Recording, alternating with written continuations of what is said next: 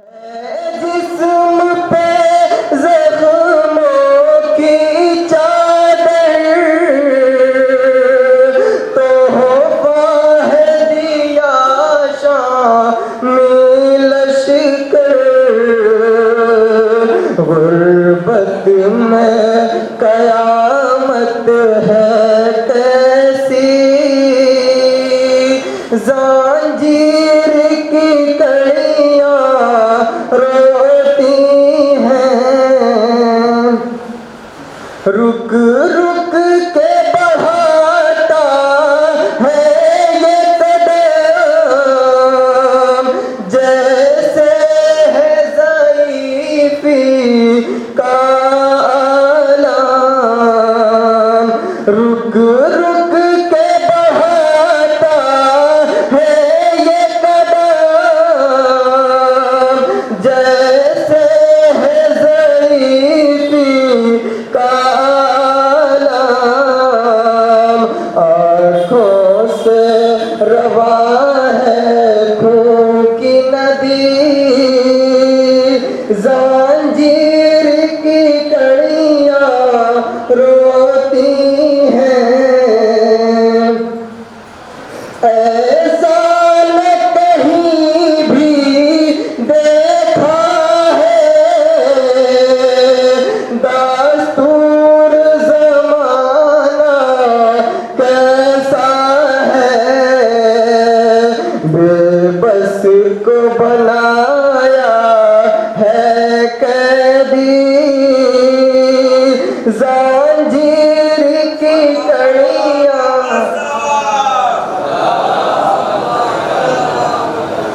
نعرہ سلوات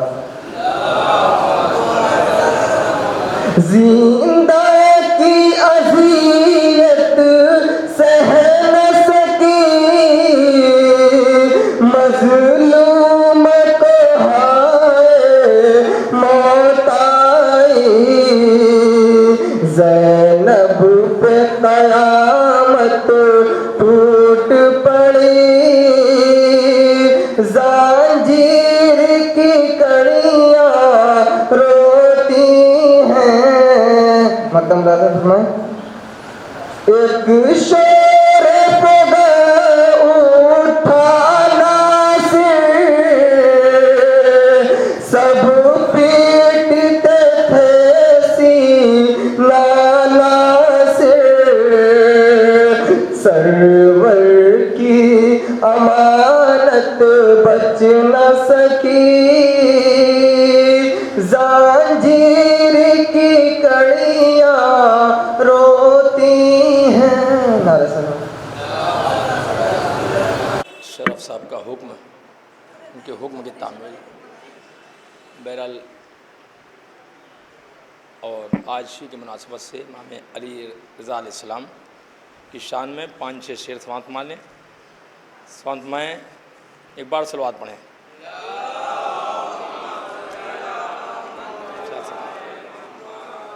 برسا در ایثار غریب الغربا کا برسا در ایثار غریب الغربا کا جب کھل گیا دربار غریب الغربا کا برسا در ایثار غریب الغربا کا جب کھل گیا دربار غریب الغربا کا فرمائیں کہ ہو جائے جو دوران سفر کوئی تذبذب ہو جائے جو دوران سفر کوئی تذبذب بس نام لو ہر بار غریب الغربا کا بس نام لو ہر بار غریب الغربا کا مامون سا فاسق بھی مراتب کا ہے قائل مامون سا فاسق بھی مراتب کا ہے قائل وہ علمی ہے معیار غریب الغربا کا وہ علمی ہے معیار غریب الغربا کا سمجھ میں کیا اس کو جھکا پائے گی زردار کی طاقت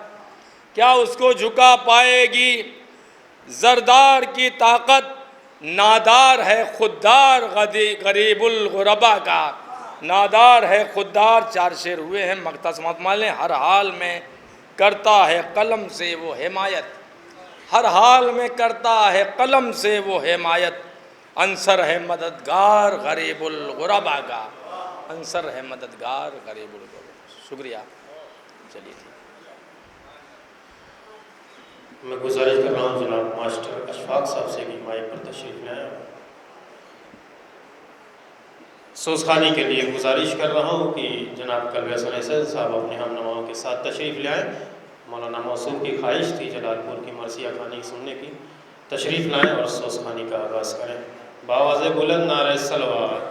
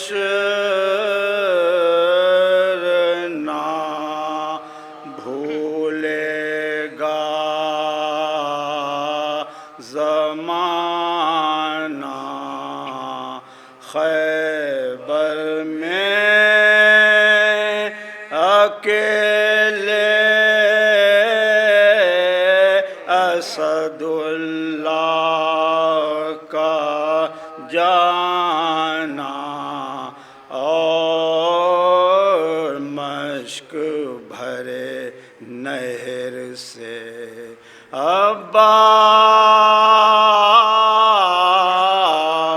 کا آنا وہ باپ کا قصہ تھا، یہ بیٹے کا فسانہ،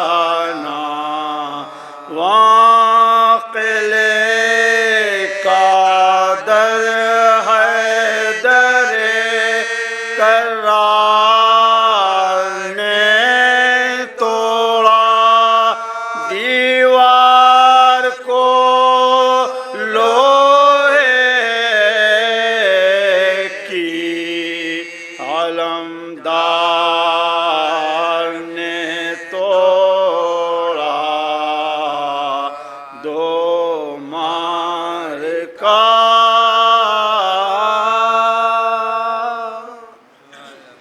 فاتحہ.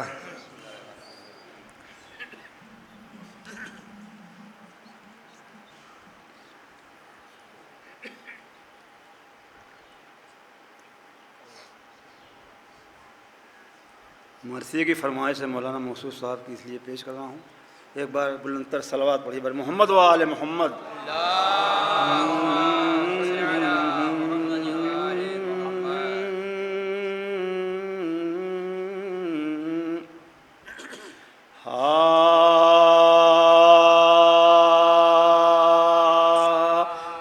محبوب خدا کے دل و جان سید سجاد، محبوب خدا کے دل و جان سید سجاد، حیدر کی جلالت کے نشان سید سجاد، قرآن ہے خام و زبان سید سجاد، قرآن ہے خام و زبان سید سجاد، کفار کے نرغے میں اذان سید سجاد، کفار کے نرغے میں اذان سید سجاد، آئینہ اسلاف میں نور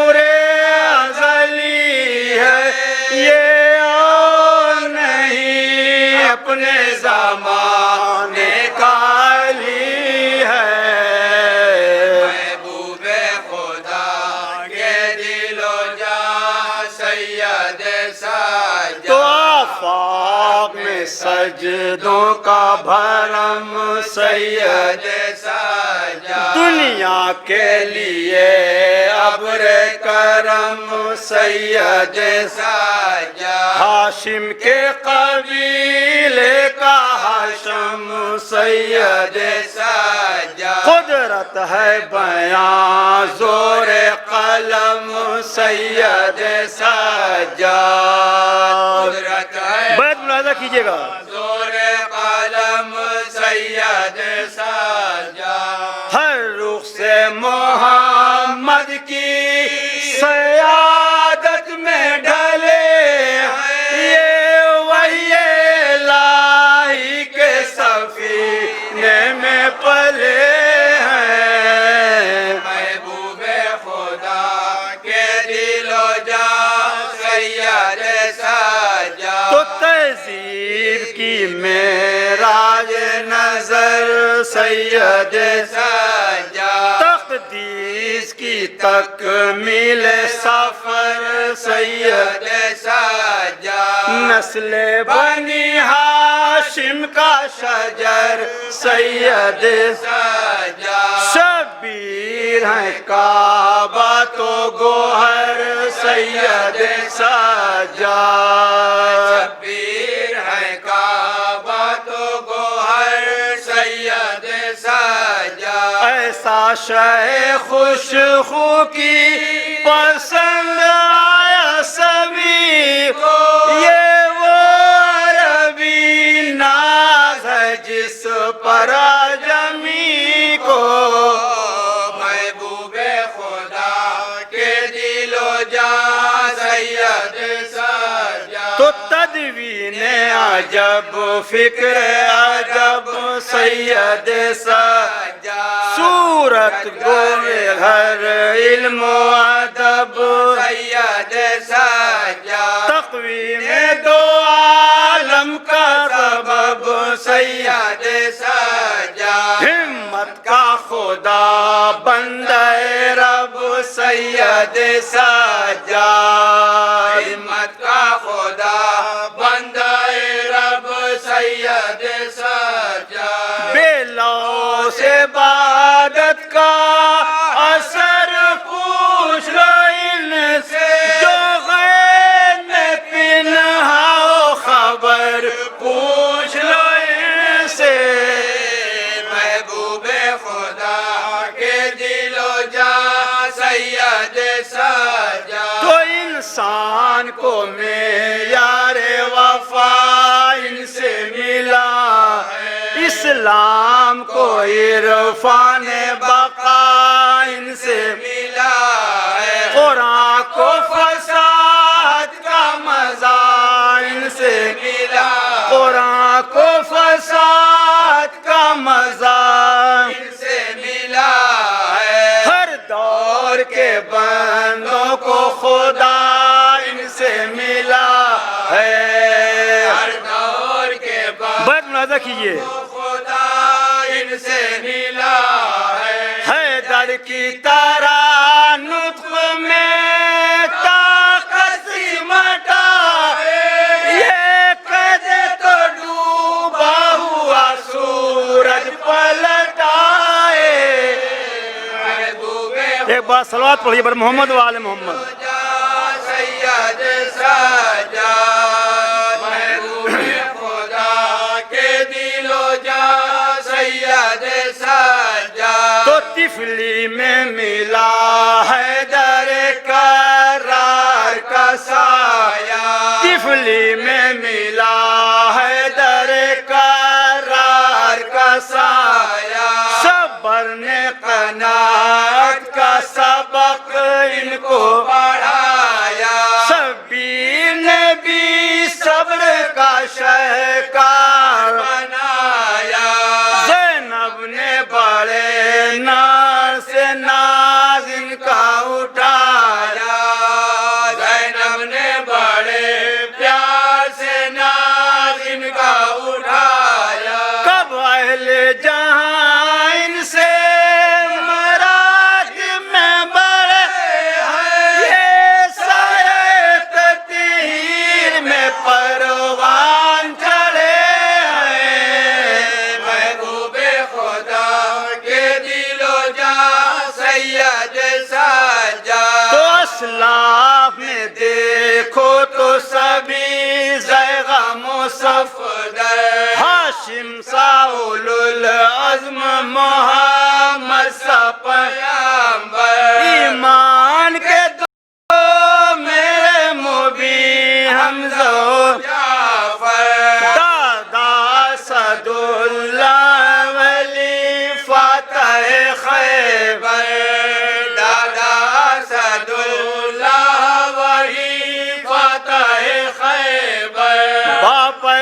की इस्लाम के गुलशन की नमू है, मासी की खातून क़यामत की बहू है।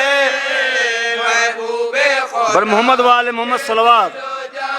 सैयद सज्जाद, महबूबे खुदा के दिलो जा सैयद सज्जाद। कसरा की अदालत बनी हाशिम की सजा, सज्जाद की रग रग में है दोनों की सदा।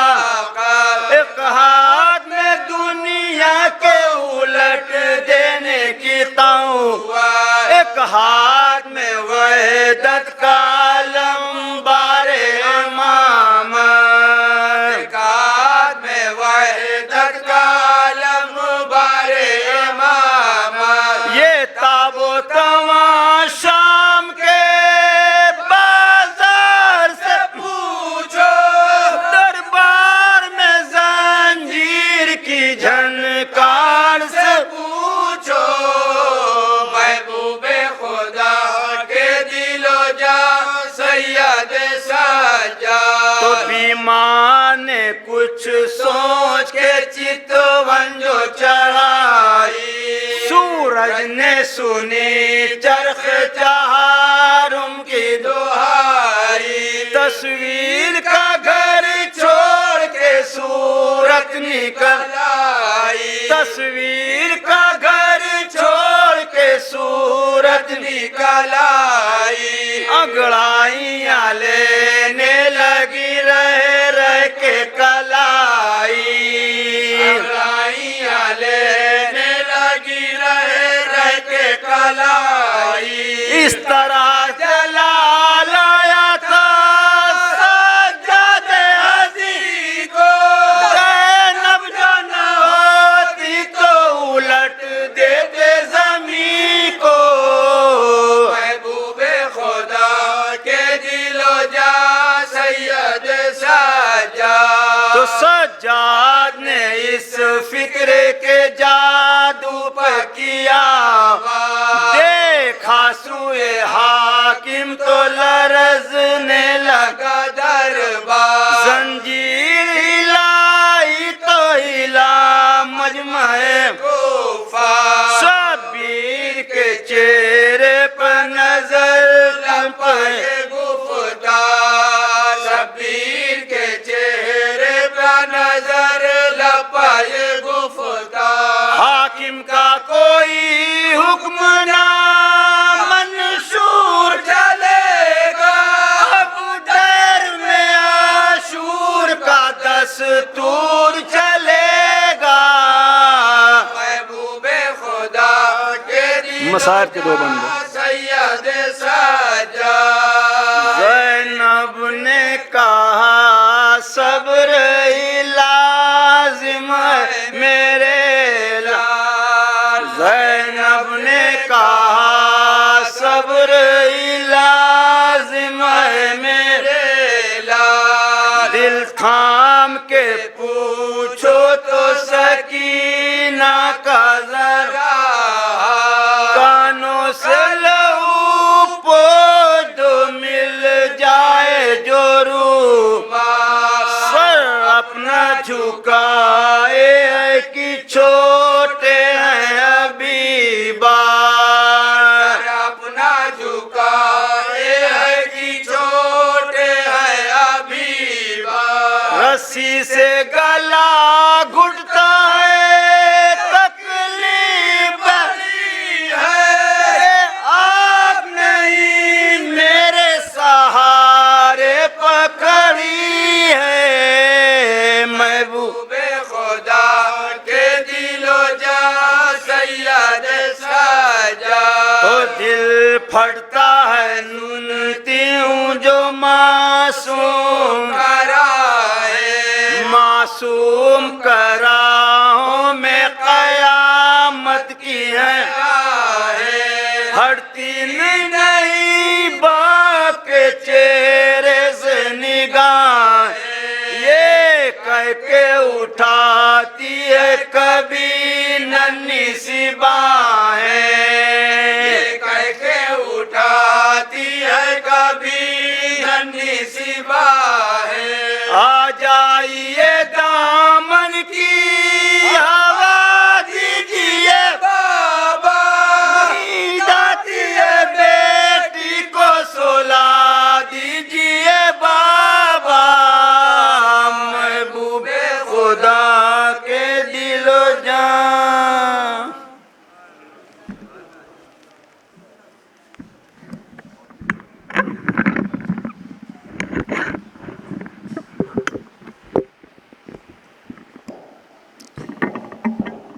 मोमिन से गुजारिश है थोड़ा थोड़ा और आगे आ जाएं ताकि बाद में आने वालों को दिक्कत ना हो। थोड़ा थोड़ा लोग और आगे आ जाएं, जगह कम है। और अगर माइक की आवाज़ मुझे ज़्यादा लग रही है, थोड़ा सा और कम कर दी जाए तो बेहतर होगा। अभी आप हजरात जनाब वहीदुल हसन हाशमी साहब का एक शाहकार मरसिया महबूब खुदा के दिलो जान सैयद सज्जाद समात फरमा रहे थे। इसके खालिक थे जनाब वहीदुल हसन हाशमी साहब, जो तकसीम वतन के बाद पाकिस्तान चले गए थे, और अनवर लखनवी साहब के ये शागिर्द थे। इन्होंने ज़िंदगी का पहला शेर जो कहा था कि मुबारक मुबारक शहीद मोहब्बत कि इस ज़िम्न में मौत भी ज़िंदगी है। जब अनवर लखनवी साहब के पास ये इस्लाह के लिए ले गए तो एक लफ्ज़ से उन्होंने इस्लाह की, और वाक़ईन उस्ताद की ज़रूरत क्यों पड़ती है यहाँ से आप लोग मुलाज़ा करें कि मुबारक मुबारक शहीद मोहब्बत कि इस ज़िम्न में मौत भी ज़िंदगी। उन्होंने कहा, इस्लाह हुई कि मुबारक मुबारक शहीद मोहब्बत कि इस ज़िम्न में मौत ही ज़िंदगी है। ऐसे उन्होंने इस्लाह की थी। भाइयों, मैं गुजारिश करूँगा आली जनाब मौलाना आगा मोहम्मद मेहदी साहब के बिला सकीर हों, अफरोज़ मिंबर हों, और अपने बयान को जो मौजू चल रहा था उसी पर आगे बढ़ाएं। बावाज़े बुलंद नारे सलवात।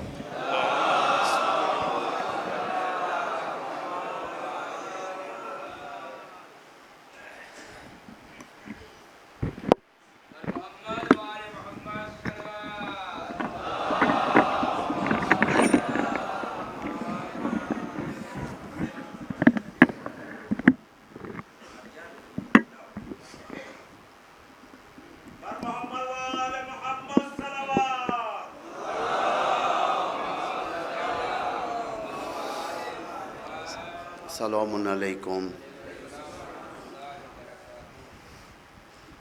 औज़ु बिल्लाहि मिनश शैतानिर रजीम। बिस्मिल्लाहिर रहमानिर रहीम। अल्हम्दुलिल्लाहि रब्बिल आलमीन वल आक़िबतु लिल मुमिनीन वन नारु लिल मुल्हिदीन वस्सलातु वस्सलामु अला सय्यदिना व नबिय्यिना व हबीब इलाहना व तबीब नुफूसना अबिल क़ासिमिल मुस्तफ़ा मुहम्मद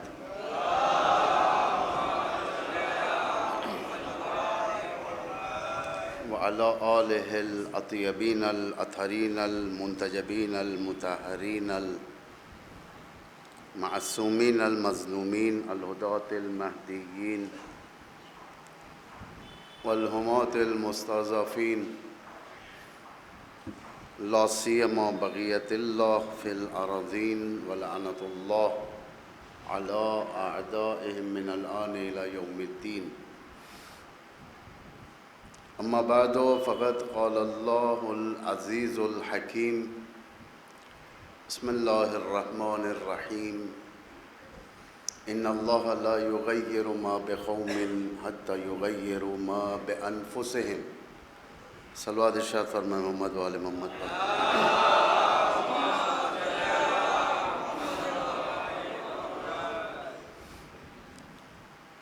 अफ्रीका के किसी मुल्क में एक यूनिवर्सिटी के बाहर दाखिले में, यूनिवर्सिटी के दाखिले में लिखा हुआ था,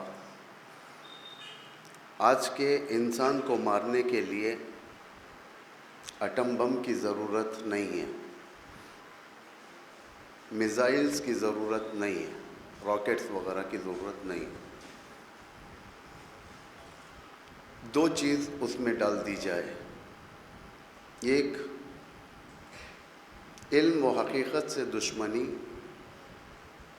اور دوسرے سیاست خیانت.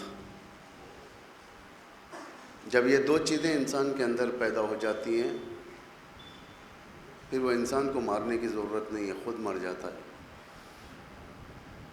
علم سے بیزاری یعنی جہالت کے دامن میں جا کر بیٹھ جانا. اور امام علی علیہ السلام فرماتے ہیں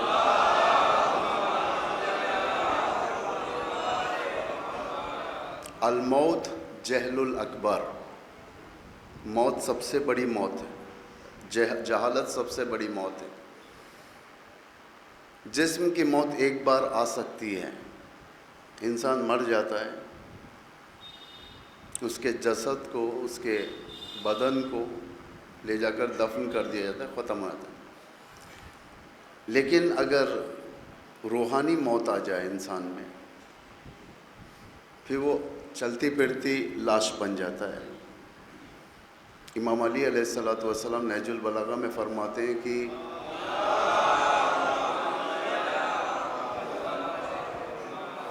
جس کے پاس دل نہیں ہے کہ وہ ظلم کے خلاف آواز اٹھائیں، زبان نہیں ہے کہ جس کے پاس ظلم کے خلاف آواز اٹھائیں، جس کے پاس دل نہیں ہے، جس کے پاس معیار انصاف و ظلم نہیں ہے اس کے پاس، تو یہ میری نگاہ میں میت الاحیاء ہے، زندہ لاش ہے. تو ظاہر بات ہے بعض چیزیں ہمیں اصلاح کرنی پڑتی ہے، ہم لوگ معصوم نہیں ہیں لیکن اصلاح کرنی پڑتی ہے. ہمارا معیار علوی پر سیٹ کرنا پڑتا ہے. اگر ہم نہیں کریں گے تو اتنا ہی ہم مزاج امامت سے دور ہو جائیں گے، آئینہ اخوانی سے دور ہو جائیں گے. جو امام فرماتے ہیں ان کے نقش قدم پر چلنے والوں کو امام آئینہ اخوانی کہتے ہیں. کہاں ہے میرے بھائی؟ بھائی کہا، جبکہ مولا اور غلام کا رشتہ ہٹا کر امام نے بھائی کی فہرست میں لایا. بہت سارے ایسے لوگ گزرے ہیں جسے اماموں نے وقت دیا ہے، بڑے بڑے عمامہ پہن کر ممبروں پہ بیٹھنے والے بہت سارے ایسے ہوتے ہیں. ہم لوگ ہو سکتا ہے امام ہم سے ملاقات نہ کریں لیکن تاریخ میں ہے امام نے قفل بنانے والے کے دکان پر جا کر بیٹھ کر قفل بنانے والے سے ملاقاتیں کی ہیں. میسم میں تمار کھجور بیچنے والے شخص ہیں، بنڈی پر رکھ کر کھجور بیچتے تھے. اور اسی دور میں بڑے بڑے لوگ بھی تھے لیکن امام علی دوسروں کے پاس بیٹھنا پسند نہیں کرتے تھے، میسم کی بنڈی کے پاس جا کر بیٹھنا پسند کرتے تھے. امامت کا معیار دولت نہیں ہے، امامت کا معیار شہرت نہیں ہے، امامت کا معیار تقویٰ ہے. جس وقت ہمارے پاس علم آئے گا، علم کے ذریعے سے معرفت امامت حاصل کی جا سکتی ہے ورنہ نہیں کی جا سکتی. ہمیں امام کے نقش قدم پر چلنا ہے. امام حسین فرماتے ہیں کہ لکم فی اسوہ، میں تمہارے لیے نمونے عمل ہوں. قرآن بھی ارشاد فرماتا ہے، سورہ احزاب کی آیت ہے، تمہارے لیے محمد اسوہ حسنہ ہے، زندگی کرنے کے لیے بہترین نمونے عمل ہیں. حضرت ابراہیم کے بارے میں فرمایا امام علی ہمارے نمونے عمل ہیں، حضرت زہرا ہمارے خواتین کے لیے نمونے عمل ہیں. صرف خواتین کے لیے نہیں بلکہ ان کی زندگانی ساری بشریت کے لیے نمونے عمل ہے. رسول اللہ نمونے عمل ہے. نمونے عمل سے مراد کیا ہے یہاں پر؟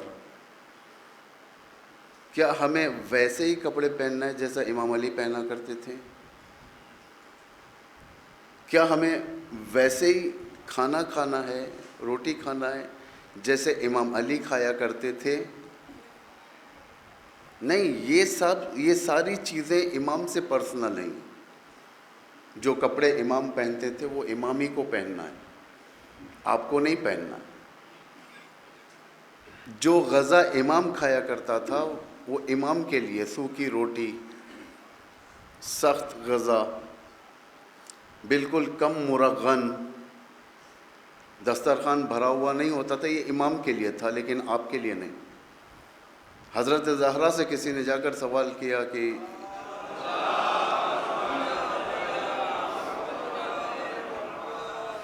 کیا یہ غذا جو امام تناول فرماتے ہیں کیا یہ ہر ایک کے لیے؟ شہزادی کونین فرماتے ہیں یہ مخصوص ہے علی ابن ابی طالب سے، لیکن تمہارے لیے الگ ہے دسترخوان وہاں پر. کس میں عمل کرنا ہے پھر ہمیں؟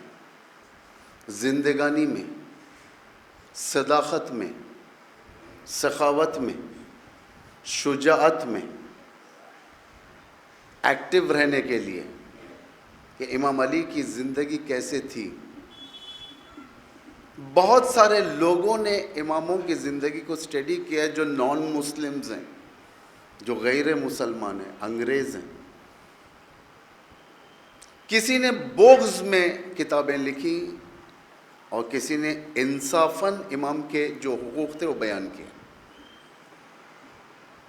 دنیا دیکھنا چاہتی ہے ایک ایسے نورانی شخصیت کو کہ جس کی عمر 60 سال کی ہو جائے اور اس ساری عمر کے اندر گناہ تو دور کی بات ایک ترک اولا بھی نہ ہو. یہ کون ہے خدائی لوگ جو دنیا پر حکومت کرتے ہیں، جس کے اندر رتی برابر بھی ظلم نہ ہو، چاہے میدان جنگ میں ہو، چاہے منبر پر ہو، چاہے مسجد میں ہو، چاہے لوگوں کے درمیان ہو، چاہے لوگوں سے اوجھل تنہائیوں میں ہو، جس کا ہمیشہ ایک لمحہ بھی اللہ کے بغیر نہیں گزرتا. امام علی کی زندگی یہ علوم کا نتیجہ ہے. یہ امام علی کو ہم ایسے ہی نہیں پہچان سکتے. ایک دو مجلس کے ذریعے سے، ایک خمسے کے ذریعے سے، ایک عشرے کے ذریعے سے، یا ایک دو مہینے ایام اعضا کے ذریعے سے امام علی کو نہیں پہچان سکتے. امام علی کو پہچاننے کے لیے اس مشکلات کے میدان میں اترنا پڑے گا. میں نے کل کی تقریر میں کہا تھا ایک بار مومن بن جانا آسان ہے، ہمیشہ مومن بن کے رہنا مشکل ہے. علی کے راستے پر اگر یہ شخص کہے کہ میں چل رہا ہوں، ایک بار اگر چل لے، ایک بار انصاف کر دے کہیں پر، ایک بار شجاعت دکھا دے دشمنان خدا کے مقابل میں، وہ آسان ہے، لیکن ہمیشہ باقی رکھنا مشکل ہے. اس کے لیے دعائیں وارد ہیں، بالخصوص آخر الزمان کے لیے دعائیں وارد ہیں تاکہ ایمان مستحکم رہنے کے لیے. میں نے پرسوں کی مجلس میں آپ سے کہا تھا کہ ہم لوگ وہ لوگ تھے جنہوں نے امام کی حفاظت میں کوتاہی نہیں کی تھی، بلکہ نادان تھے، ہم حفاظت نہیں کر سکے، اور زیادہ امام کے اطراف لوگ بھی نہیں تھے. یا تو خوف تھا یا لوگ اپنے مال اور اولاد سے محبت کرنے والے تھے. لیکن یہ دور وہ دور نہیں ہے، یہ دور قربانیوں کا دور ہے. یہ دور دشمن کے دہان پر، اس کے منہ پر اسلام کو ڈیفینڈ کرنے کا دور ہے. جتنا دشمن نے دنیا سے اسلام کو مائنس کرنے دیکھا، کم کرنے دیکھا، اتنا ہی اسلام UN کے اندر پہنچ گیا، یونائٹڈ نیشنز کے اندر، اقوام متحدہ کے اندر. جہاں پر اسلام کا نام نہیں لے سکتے تھے، اس اقوام متحدہ کے اندر اللہم عجل ولیک الفرج کہا جاتا ہے۔ کون کہتا ہے؟ اسلام کے نمائندے کہتے ہیں، ایران کا پریزیڈنٹ کہتا ہے، اور ساری دنیا جو ایک جٹ تھی پیسہ خرچ کر کے اسلام کو ویک کرنے کے لیے، ضعیف کرنے کے لیے، دیکھا کہ اسلام رکنے والی طاقت نہیں ہے بلکہ بڑھنے والی طاقت ہے۔ داعش کو انہوں نے بنایا، صفین کا ایک چھوٹا سا سیناریو انہوں نے اس دنیا میں قائم کیا۔ صفین کی کیا سیناریو تھی یہ؟ جب دیکھا کہ امیر المؤمنین آگے بڑھ رہے ہیں معاویہ کو ختم کرنے کے لیے، خوارج پیدا ہو گئے اور انہوں نے ایک فتنہ کر دیا جس بنا پر امیر المومنین کو سیٹ بیک ہونا پڑا، پیچھے ہٹنا پڑا، ورنہ امام شام تک پہنچ جاتے۔ کسی میں یہ طاقت نہیں تھی کہ امام علی کو روک دیا جائے۔ آج بھی اسی دور میں یہی سیاست اپنائی گئی تھی۔ ولایت فقیہ کا اسلام آج تیزی کے ساتھ یورپ تک پہنچ رہا تھا، چونکہ یہ اسلام یورپ تک نہیں پہنچے، انہوں نے آج کے خوارج کو اٹھا دیا۔ اس لیے خوارج کا نقشہ دیکھیں آپ، کہاں پر آئے تھے؟ اسی راستے میں آئے تھے جہاں پر ایران اور یورپ کے درمیان رکاوٹ بن سکے۔ مصر، سعودی عرب، عراق، جورڈان، سیریا، تاکہ ان سارے علاقوں کو گھیر لیا جائے۔ جو اسلام ناب محمدی ہے وہ یورپ تک نہیں پہنچ پائے، ورنہ کوئی بڑی بات نہیں تھی۔ جہالت کو استعمال کیا گیا اسلام کے خلاف۔ ہمیشہ جہاں پر بھی اسلام پہ ضربہ پہنچا ہے جہالت کی بنا پر پہنچا ہے۔ ایک جہالت، دو خیانت والی سیاست، یعنی جتنا ہو سکے خیانت کرو۔ اسٹوڈنٹ سے کہا جاتا ہے، طلاب سے کہا جاتا ہے ایگزام میں کاپی کر کر لکھو۔ یہ سیاست خیانت کی سیاست لائی گئی تھی۔ کوئی بات نہیں، بچہ ہے، جوان بچہ ہے، پاس ہو جانے دو، چلے جانے دو۔ یہ خیانت کی سیاست، خیانت کی ہمدردی کہتے ہیں اس کو۔ خدا نخواستہ ڈاکٹر کے اندر خیانت پیدا ہو گئی تو مریض کا تو واویلا ہو جاتا ہے۔ اقتصاد دان اگر خائن ہو جائے تو اقتصاد ختم ہو جاتا ہے۔ مولوی اگر خیانت کرے تو منبر اور محراب فاسد ہو جاتے ہیں، یعنی ایک انسانیت کو ختم کرنے کے لیے کافی۔ جس وقت یہ سارا معاملہ انسانیت، تعلیم صفر کے نقطے پر پہنچ جائے گی تو یہاں سے دوبارہ عروج پر لانا کافی گہرا کام ہوتا ہے، ہر کوئی نہیں کر سکتا۔ کربلا کے بعد یہی ہوا تھا، اسلام صفر کے نقطے تک پہنچ چکا تھا۔ امام زین العابدین جس وقت زندان سے رہا ہو کر آئے،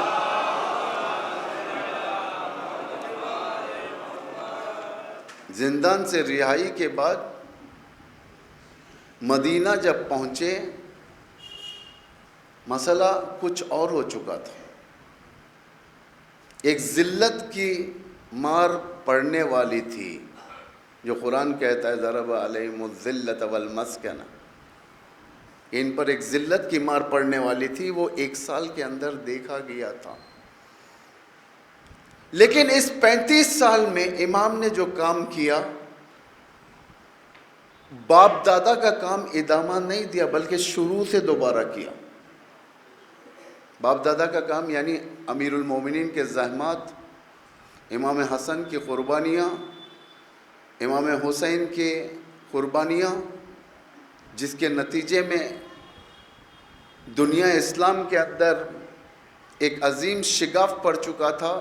کربلا کے بعد اسے دوبارہ نئے طریقے سے تعمیر کرنا شروع کیا۔ امام صرف اور صرف رونے کے لیے آزاد نہیں ہوئے تھے۔ میں نے پرسوں کہا تھا آپ سے کہ 4 عظیم تحریکیں امام نے اس 35 سال میں انجام دی تھی، جس میں سے ایک گریہ ہے۔ شاید ہم نے گریہ کو اس لیے لے لیا ہے، ایک تو یہ عاطفی پہلو ہے، محبت اہل بیت ہے اس میں، کہ ہم سے برداشت نہیں ہوتا مصائب، ہم نے اس لیے گریہ کو لیا۔ جہالت گریہ کو لی، جہالت نے بھی گریہ کو حاصل کیا، اس لیے کہ یہ آسان جنکشن ہے جنت کو کنیکٹ کرنے کے لیے، جہالت۔ ورنہ اگر غیر جاہل ہو، معرفت رکھنے والا شخص ہو، گریہ امام زین العابدین کی قدر کرتا، اس لیے امام نے گریہ کیا، بتانا کیا چاہتے ہیں۔ ایک چیز گریہ ہے، اسے ہم زیادہ بیان نہیں کریں گے، اس لیے کہ گریہ کے مفہوم تو آپ لوگ جانتے ہی ہیں، اور احادیث بھی ہیں، جو بھی ابا عبداللہ الحسین کے غم میں گریہ کرے، من بکا او تباک او یبکا او تباکا وجبت لہ الجنہ، جو بھی گریہ کرے، گریہ کرنے کا چہرہ بنائے، غمگین چہرہ بنائے، اپنا سوگوار کا چہرہ بنائے، یا دوسروں کو رلائے، اس پر جنت واجب ہے۔ چھٹویں امام فرماتے ہیں اگر کوئی شاعر شعر کے ذریعے سے 10 آدمیوں کو گریہ کروا دیا تو اس کے ساتھ ان 10 لوگوں کو بھی جنت دی جائے گی۔ اتنا گریہ کا فرہنگ جو جاری کیا گیا تھا زمین کے اوپر، یہ اس وقت کے سپر پاورز کے خلاف تھا، یعنی ابر قدرتوں کے خلاف تھا، تاکہ ان کو خرد کرنے کے لیے۔ ایک تفصیل موضوع ہے، آپ دیکھیں عزاداری کوئی معمولی موضوع نہیں ہے۔ دنیا میں پہلی مرتبہ جب عزاداری سٹارٹ ہوئی ہے، شروع ہوئی ہے، تو صرف اور صرف 2 لوگوں سے شروع ہوئی ہے، ایک حضرت زینب اور ایک امام سجاد سے۔ اس عزاداری کو فروغ دیا، مراحل ہیں باقاعدہ، کہ شیعت نے کتنی قربانیاں دیں، امام نے کتنی قربانیاں دی۔ 6ویں امام نے مکے میں منی میں خیمہ لگانا شروع کیا، کالے پرچم لگانا شروع کیا، لوگوں کو دعوت دیا، لوگ آتے تھے، کربلا کے بارے میں امام بیان کرتے تھے، بیان کرنے کے بعد فرماتے تھے کہ جاؤ اپنے اپنے شہروں میں بیان کرو، یعنی عزاداری فروغ ہونے لگی یہاں سے۔ قرآن کے قانون کے نگاہ میں کہیں پر بھی چھٹی نہیں ہے ہمارے پاس، جیسا آج کے دور میں سنڈے کو چھٹی کیا جاتا ہے، اتوار کے دن چھٹی ہو جاتی ہے، رسمی چھٹی ہے یہ۔ عرب ممالک میں، اسلامی ممالک میں جمعے کے دن چھٹی کی جاتی ہے، اور قرآن کی نگاہ میں کہیں چھٹی ہے؟ کہیں پر بھی آپ نے دیکھا ہے قرآن میں اللہ نے کہا کہ چھٹی لے لو؟ خدا نے صرف اور صرف ایک وقت کے لیے چھٹی کرنے کو کہا، سورہ جمعہ میں، یا ایھا الذین آمنوا اذا نودی للصلاۃ من یوم الجمعہ فاسعوا الی ذکر اللہ وذروا البیع۔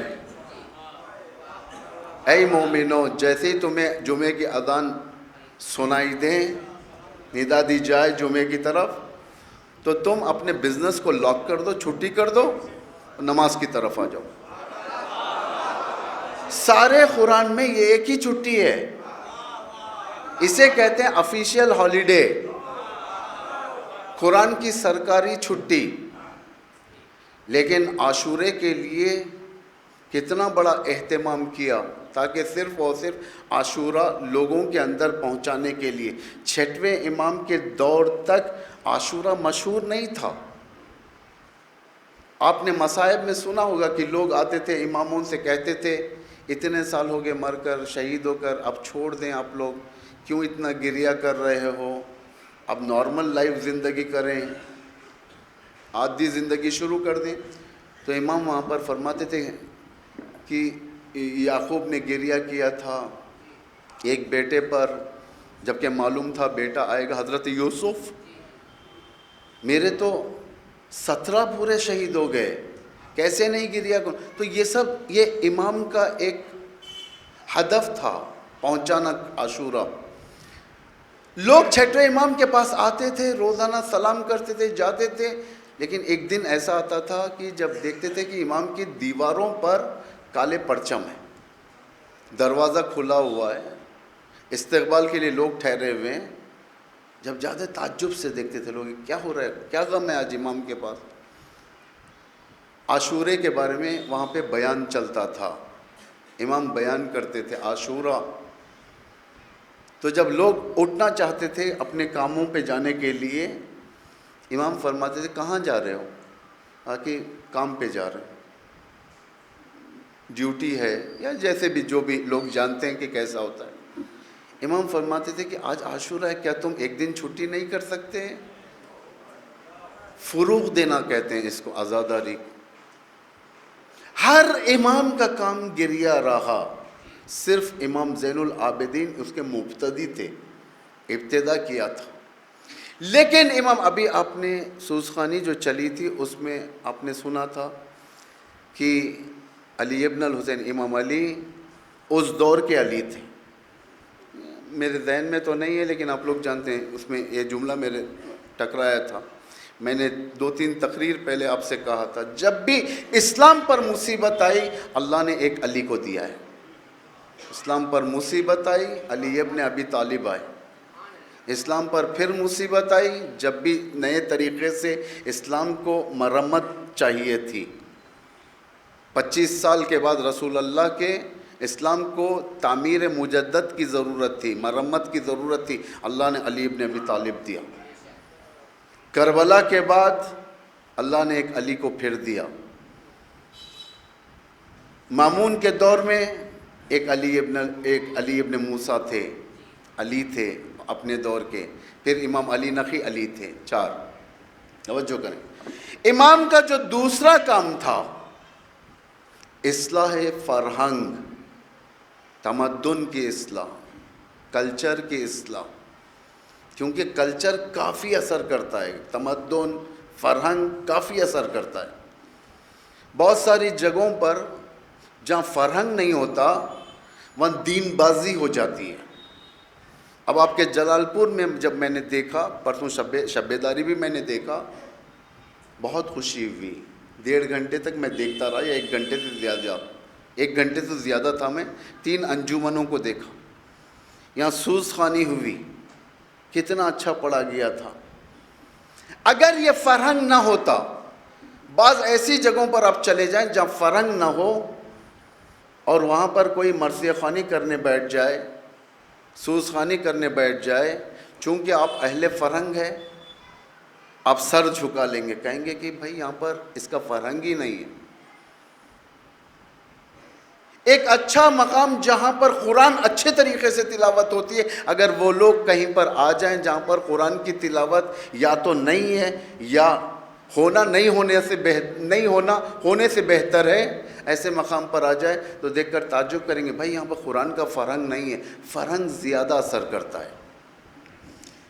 جب تک یہ فرہنگ صحیح نہ ہو کوئی کام اسلام کے اندر آگے نہیں بڑھ سکتا. آپ کے گھروں کے اندر نمازوں کا ہونا یہ فرہنگ کے اچھے ہونے کی علامت ہے. آپ کی لڑکیاں اور خواتین کے اوپر حجاب ہونا یہ فرہنگ کے اچھے ہونے کی علامت دلیل ہے. آپ کے جوان نمازی ہونا، آپ کے جوان دیندار ہونا یہ فرہنگ کے اچھے ہونے کی علامت ہے. امام زین العابدین کے دور میں فرہنگ ختم ہو چکا تھا. فرہنگ ختم ہو چکا تھا. کیسا فرہنگ تھا میں آپ کو سناؤں گا، آپ کے آنکھوں سے آنسو آ جائیں گے. کتنا برا دور چل رہا تھا اسلام پر. یہ امام کو صفر سے کام کرنا پڑا. 2 مثال اس کے میں پیش کرتا ہوں. اس دور میں حج کا جب دور آتا ہے تو امام بھی حج کو جاتے ہیں.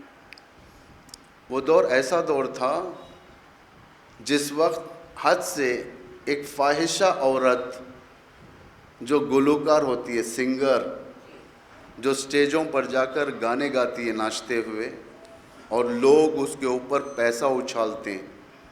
سمجھ گئے آپ لوگ کیسا فرہنگ ہے. ایک ساتھ دو لوگ مکے سے حج کرنے کے بعد مدینہ لوٹے. کئی لوگ تھے لیکن کیٹیگری بتا رہا ہوں. ایک گلوکار فاحشہ مدینہ لوٹی, دوسری طرف امام مدینہ لوٹے. فرہنگ کا عالم یہ تھا, تواکاری کیا کہ گلوکار جب آئی تھی ہزاروں کی تعداد میں لوگ گلوکار کے استقبال میں پہنچ گئے. امام جب وارد مدینہ ہوا صرف 2 یا 3 صحابیوں کے علاوہ کسی نے استقبال نہیں کیا. فرہنگ اسلام یہاں تک آ چکا تھا. تو کیا اس فرہنگ کو امام کی ذمہ داری نہیں ہے اب دوبارہ صفر سے اٹھائیں؟ اللہ نے امام کی عمر 35 سال کربلا کے بعد کیوں طولانی کیا؟ کیونکہ امام کے ذمے یہ سارے کے سارے کام تھے. ایک گلوکار جو ناچنے والی, گانے والی, آپ یہ نہ سمجھیں کہ کیا اس زمانے میں اس طریقے کے کیریکٹرز تھے, اس طریقے کے لوگ تھے, یعنی گانے والی عورتیں, ناچنے والی عورتیں. میں آپ کو 2 قدم آگے بڑھ کر مکے کی تعریف کرتا ہوں. 2 قدم آگے بڑھ کر شام کا ماحول کیسا ماحول تھا؟ بنی امیہ کا ماحول, فسق و فجور کا ماحول, نمازوں کو چھٹی کرنے کا ماحول, زنا کو عام کرنے کا ماحول, شراب کا ماحول, شام کا ماحول. شام کے اوپر روم کی حکومت تھی جو آج یورپ کہا جاتا ہے. روم کی ابتدا, وہاں سے ساری کی ساری چیزیں آ جاتی تھیں. اگر شام میں دربار خلافت میں, خلافت کہنا میرے لیے جائز نہیں ہے یہاں پر, بادشاہ کے دربار میں, امیر شام کے دربار میں کوئی ایک بڑا پروگرام ہوتا عیش و نوش کا, تو رسمی طور سے دربار کے پیسوں سے, دربار کی دولت سے مکے کے اندر کے گلوکاروں کو دعوت دی جاتی تھی. مکے کا یہ ماحول تھا. سنگر زندگی کیا کرتے تھے وہاں پر, گانے والیاں, گانے والے نہیں, گانے والیاں, عورتیں. جب یہ ماحول, کلب کا ماحول, گانوں کا ماحول, فحشا کا ماحول جب کسی کے اندر آ جاتا ہے, بازو سے امام بھی گزر جائے تو امام نظر نہیں آتا. اسے کون بچا سکتا ہے؟ فرہنگ عزاداری ہی بچا سکتی ہے. فرہنگ عزاداری. اگر یہ عزاداری کا فرہنگ ختم ہو جائے, صرف اور صرف رسم کی عزاداری رہ جائے, نہیں بچا سکتی. رسمی نمازی بہت تھے. امام حسین جب قیام فرماتے ہیں, کیا نمازیں نہیں تھیں؟ کیا روزے نہیں تھے؟ کیا حج نہیں تھا؟ ساری دنیا حج کو آ رہی تھی, امام باہر جا رہے تھے. کیا احکام اسلامی نہیں تھے؟ سب چیز تھے, لیکن روح نہیں تھی, فرہنگ دین نہیں تھا. لوگوں کے دلوں میں خوف تھا. جوان عیش و عشرت کے پیچھے جاتا تھا, لوگ تجارت کے پیچھے جاتے تھے. امام کے قیام کے باوجود حسین ابن علی اپنے دور کا امام قائم تھا. حسین ابن علی کون؟ امام قائم. کل میں نے وہ آیت پڑھی تھی, وَإِذَا رَأَوْا تِجَارَةً أَوْ لَهْوًا انفضوا إِلَيْهَا وَتَرَكُوكَ قَائِمًا. جیسے ہی لوگ تجملات دیکھیں گے, دنیا کی چمک دیکھیں گے, تجارت دیکھیں گے, زینت دیکھیں گے, وَتَرَكُوكَ تجھ کو چھوڑ دیں گے قائمًا, جبکہ تو قیام کی حالت میں ہوگا. کون سی چیزوں نے انہیں دور کر دیا؟ غلط فرہنگ نے, ذلیل دین نے, ضعیف دین نے, ظلم والا دین انہیں دور کر دیا. فرہنگ. ایک عورت کا فساد سارے بلاد کو ختم کر سکتا ہے. یہ پکی بات ہے, تجربہ شدہ بات ہے. یہ ایک عورت قرآن کتنے جز ہیں؟ 30 جز، 114 سورے ہیں اس میں. آیتیں اگر دیکھا جائے جو عرفاً جو کہی جاتی ہے 6666 آیتیں ہیں.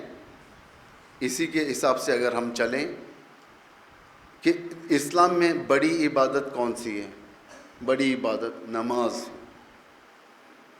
روزہ، حج، زکوٰۃ، یہ سب بڑی عبادتیں ہیں. جہاں پر بھی آپ نماز کی آیتوں کے اوپر غور کرو گے، جہاں پر بھی نماز کی آیتیں آپ کی نگاہوں سے گزریں، وہاں پر ذرا رک کر دیکھنا ہے بات. نماز کے بارے میں اللہ نے کیا کیا بیان کیا ہے؟ وَأَقِيمُوا الصَّلَاةَ وَآتُوا الزَّكَاةَ وَيُقِيمُونَ الصَّلَاةَ وَيُؤْتُونَ الزَّكَاةَ فَصَلِّ لِرَبِّكَ وَانْحَرْ. اس سے زیادہ اللہ نے کچھ نہیں بتایا. وَارْكَعُوا مَعَ الرَّاكِعِينَ ہے، لیکن نماز کا سارا طریقہ اللہ نے نہیں بتایا. 2-3 آیتوں میں 2-3 الفاظ میں نماز کا تذکرہ اللہ نے بند کر دیا. لیکن جب ایک خاتون یا عورت کے بارے میں جب اللہ گفتگو کر رہا ہے، سینکڑوں آیتیں ہیں، سینکڑوں آیتیں. سورہ نور، سورہ مریم خود ہے، سورہ آل عمران میں ہے، کتنی آیتیں ہیں. سورہ تحریم میں جا کر دیکھیں، 2 اچھی عورتوں کی مثال دے رہا ہے خدا، 2 غلط عورتوں کی مثال دے رہا ہے. اتنا زیادہ تذکرہ کیوں؟ اس لیے کہ عورت ہمارے قرآن کی نگاہ میں بہت حساس ہے. اللہ نے حجاب کو کیوں رکھا؟ اللہ نے حیا کو کیوں رکھا؟ حجاب کا تعلق بدن سے ہے، حیا کا تعلق آنکھوں سے ہے. الحمدللہ آپ یہ مت سمجھیں کہ یہ سب میں یہاں کیوں پڑھ رہا ہوں، یہ ساری کی ساری چیزیں یہاں پر ہیں. حجاب بھی ہے، حیا بھی ہے. میں نے نہیں دیکھا آپ کے محلے میں 4 دن سے 5 دن سے ہوں، کہیں پر بھی بے حجابی یا بد حجابی نہیں دیکھا میں. الحمدللہ یہ فرہنگ جو بزرگوں کا ہے، جوانوں پر واجب ہے کہ بچا کر رکھیں. اور یہ اس وقت ہو سکتا ہے جب اہل علم اور عوام کے درمیان کمیونیکیشن اچھا ہو، تعلقات صحیح ہوں. بغیر اہل علم کے اگر آپ قانون ہاتھ میں لینا چاہو گے، آپ تہ تک نہیں پہنچ سکتے. آپ کے اور اہل علم کو بنا کر رکھنا ہی اسی میں بھلائی ہے. لعلکم تفلحون، تاکہ تم فلاح پا جاؤ. توجہ کریں، حجاب ایک سب سے ضرورت مند شے ہے. حجاب صرف عورتوں کے لیے نہیں ہے، مردوں کے لیے بھی ہے. آپ قرآن اٹھائیں، سورہ نور آیت نمبر 30 اور 31. اگر ہو تو میں خود آپ کو اس کی آیت کی تلاوت اگر ہو تو آئے. 30 اور 31 آپ اٹھا کر دیکھیں. مرد کے لیے ایک آیت، عورت کے لیے بھی ایک آیت. خداوند متعال کہہ رہا ہے، قُلِ الْمُؤْمِنِينَ يَغُضُّوا مِنْ أَبْصَارِهِمْ. مومنین مردوں سے کہہ دو کہ اپنی نگاہوں کو نیچے رکھیں. وَيَحْفَظُوا فُرُوجَهُمْ، اور اپنے فورج، پرائیویٹ پارٹ جسے کہا جاتا ہے، حیا کی حفاظت کریں. قرآن یہ مردوں سے کہہ رہا ہے. بعض ہوتے ہیں باڈی بلڈرز ہوتے ہیں، ان کی بنینیں یہاں تک ہو جاتی ہیں، پورا ہاتھ دکھتا ہے، بدن، کپڑے چپک جاتے ہیں پورے بدن سے، اور عین نکڑوں پر آ کر ٹھہر جاتے ہیں بتانے کے لیے اپنی باڈی بلڈنگ. تو یہ کیسا فرہنگ ہے یہ؟ اس بیچارے نادان کو کون سمجھائے گا کہ اسلام کیا چیز ہے؟ اگر آپ زبردستی کرو گے، چل ہٹ یہاں سے، جا کر کپڑے بدل، وہ نہیں سنے گا آپ کی بات. اس کے لیے فرہنگ بنانا پڑتا ہے، اس کے لیے مدرسے آباد کرنے پڑتے ہیں، اس کے لیے تعلیم دلوانی پڑتی ہے، سکولز بھیجنا پڑتا ہے بچوں کو، اس کے لیے ایک عزت دار لباس تعین کرنا پڑتا ہے. پارک میں بھی ایک ہی لباس پہنیں گے، مسجد میں بھی ایک ہی لباس پہنیں گے، نہیں ہو سکتا. آنگن کی جھاڑو مسجد کے اندر سے نہیں جھاڑی جا سکتی، آنگن کے لیے الگ ہوتی ہے، مسجد کے لیے الگ ہوتی ہے. اسی طریقے سے کپڑوں کا فرہنگ، تفریحی گاہوں کے لیے الگ کپڑوں کا کوڈ ہونا چاہیے، مسجد کے لیے ایک الگ، تاکہ بچہ پہچانے. اس کے سر پر ٹوپی، جب ٹوپی آتی ہے باپ مسجد لے کر جاتا ہے، کرتا پہناتا ہے باپ مسجد لے کر جاتا ہے. جب پینٹ ٹی شرٹ پہنائے گا تو باپ شاید وہ سمجھے گا کہ اب تفریح گاہ جانا ہے، ہمیں ماں باپ کے ساتھ پارک جانا ہے، سمندر جانا ہے یا کہیں دور جانا ہے. یہ فرہنگ بنانے سے ہوتا ہے، زبردستی ٹوکنے سے نہیں ہوتا. کیونکہ ہر بدحجاب عورت کو آپ یہ نہیں کہہ سکتے کہ بے دین ہے. ہر بے حجاب عورت کو آپ نہیں کہہ سکتے کہ بے دین ہے، یہ فحشہ ہے، یہ نہیں کہہ سکتے. اس کے پاس بھی دین ہوگا لیکن ویسا دین نہیں ہے جیسا خدا چاہتا ہے. کیا داڑھی مونڈنے والے نماز شب نہیں پڑھتے؟ کیا داڑھی مونڈنے والے حج نہیں کرتے؟ کیا اس کے پاس دین نہیں ہے؟ اگر اس کے پاس حجاب نہیں ہے، اس کے پاس دین نہیں ہے؟ نہیں ہے دین، لیکن ان کے پاس قانون نہیں ہے. انہیں بتانا پڑے گا، تعلیم دینا پڑے گا. صفین کے بعد جس وقت امیر المومنین کے خدمت میں بعض لوگوں کو لایا گیا تھا جو خود اہل لشکر تھے، تو امام نے فرمایا کہ ان کی تربیت زیرو سے شروع کیا جائے، کیونکہ یہ لائق نہیں ہے، جنگجو ہیں، قوانین جنگ نہیں ہے. انہیں تعلیم دینی پڑے گی، انہیں تربیت کرنی پڑے گی، تربیت کرنی پڑتی ہے. داڑھی مونڈے کو لات مار کر باہر نکال دیں گے وہ تو آزاد ہو جائے گا، کہے گا کہ اب تو مجھے پوچھنے والا کوئی نہیں ہے، اس لیے میں کچھ بھی کر سکتا ہوں. بے حجاب لڑکی یا بد حجاب لڑکی کو دھتکار دیا جائے، وہ اور فحشہ کی طرف چلے جائے گی، یہ اور بدتر ہو جائے گا. یعنی فرہنگ کی حفاظت. تو خدا کہتا ہے وہاں پہ اس کی 31ویں آیت میں خدا مومنات کو کہتا ہے. مومنات کے لیے کافی لمبی چوڑے، اتفاق سے جو برائیاں آج ہمارے شہروں کے اندر ہیں سارے کے سارے قرآن ارشاد فرما رہا ہے. وَقُلِ الْمُؤْمِنَاتِ يَغْضُضْنَ أَبْصَارِهِنَّ وَيَحْفَظْنَ فُرُوجَهُنَّ. اے مومنات سے کہہ دو، اور تم لڑکیوں سے کہہ دو، جو بد حجاب ہے ان کو بھی اللہ مومن ہی کہہ رہے ہیں یہاں پر. ان سے کہہ دو، پیار سے کہو. کیا کہو؟ وہ اپنی نگاہوں کی حفاظت کرے، اپنے حیا کی حفاظت کریں. اور اس کے اندر بہت سارے ایسی باتیں اللہ نے یہاں پر بیان کی ہیں جسے ہم فعلاً یہاں پر چھیڑنا نہیں چاہتے کیونکہ ہمارا موضوع الگ ہے. یعنی فرہنگ جب تک نہیں بنے گا آپ کے لیے کوئی چیز آسمان سے اترنے والی نہیں ہے. آپ بنی اسرائیل نہیں ہو کہ آپ کا کھانا آسمان سے اتر جائے. آپ کو خود بنانا پڑے گا، اٹھنا پڑے گا. لاکھ آپ اپنے گھر میں عمل کریں، لاکھ آپ قرآن خوانی کریں، لاکھ آپ کچھ بھی کر لیں، لیکن آپ چاہتے ہیں کہ دین ہمارے گھر کے اندر آ جائے. نہیں آئے گا دین. آپ کو لے کر جانا پڑے گا بچوں کو دین کی طرف. خدا اس معاملے میں پیغمبر کو بھی معاف کرنے تیار نہیں. سورہ طٰہٰ میں ارشاد فرما رہا ہے وَأَمُرْ أَهْلُكَ بِالصَّلَاةِ وَاسْتَبِرْ عَلَيْهَا. پیغمبر اپنے بیوی بچوں کو نماز کا حکم دو اور تم بھی اس کے اوپر برقرار رہو. پیغمبر سے کہہ رہا ہے خدا. ہم اور آپ کہاں؟ خُوْ أَنفُسَكُمْ وَأَهْلِكُمُ النَّارَ. پیغمبر خود کو بھی آگ سے بچاؤ اور اپنے گھر والوں کو بھی آگ سے بچاؤ. یہ کیا مطلب ہے؟ کیا پیغام ہے یہ؟ فرہنگ بنانے سے بنتا ہے. فرہنگ گاڈ گفٹ نہیں ہوتا، ہدیہ الہی نہیں ہے کہ فوراً آ جائے انسان بدل جائے. بنانا پڑتا ہے، 1 دن 2 دن. امام حسین کو بچے کو تعلیم دینے کی ضرورت کیا تھی؟ حضرت علی اکبر کو. کیا علی اکبر امام حسین کے بیٹے نہیں تھے؟ امام حسن کے بھتیجے نہیں تھے؟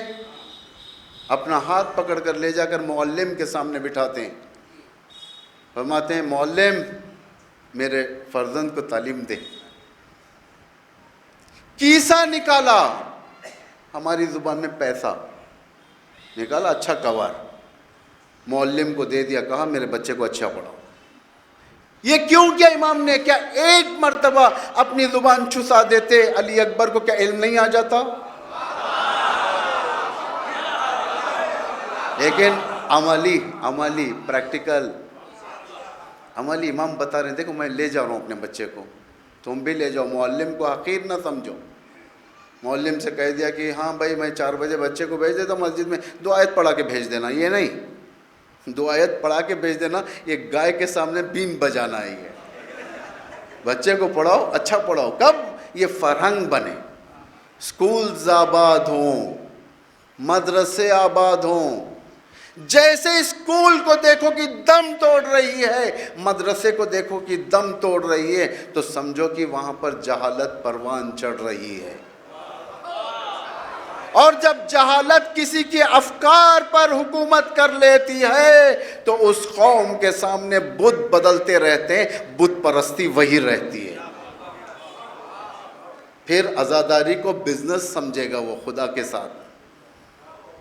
आज़ादारी बिजनेस समझेगा। ठीक है, मैंने गुनाह किया है, मैंने एक गर्लफ्रेंड को लेकर बाइक पर गया, मैं शहर गया, फिल्म देखा, मैं शहर गया, ये गुनाह हो गए मेरे से, माफ़ी का क्या है?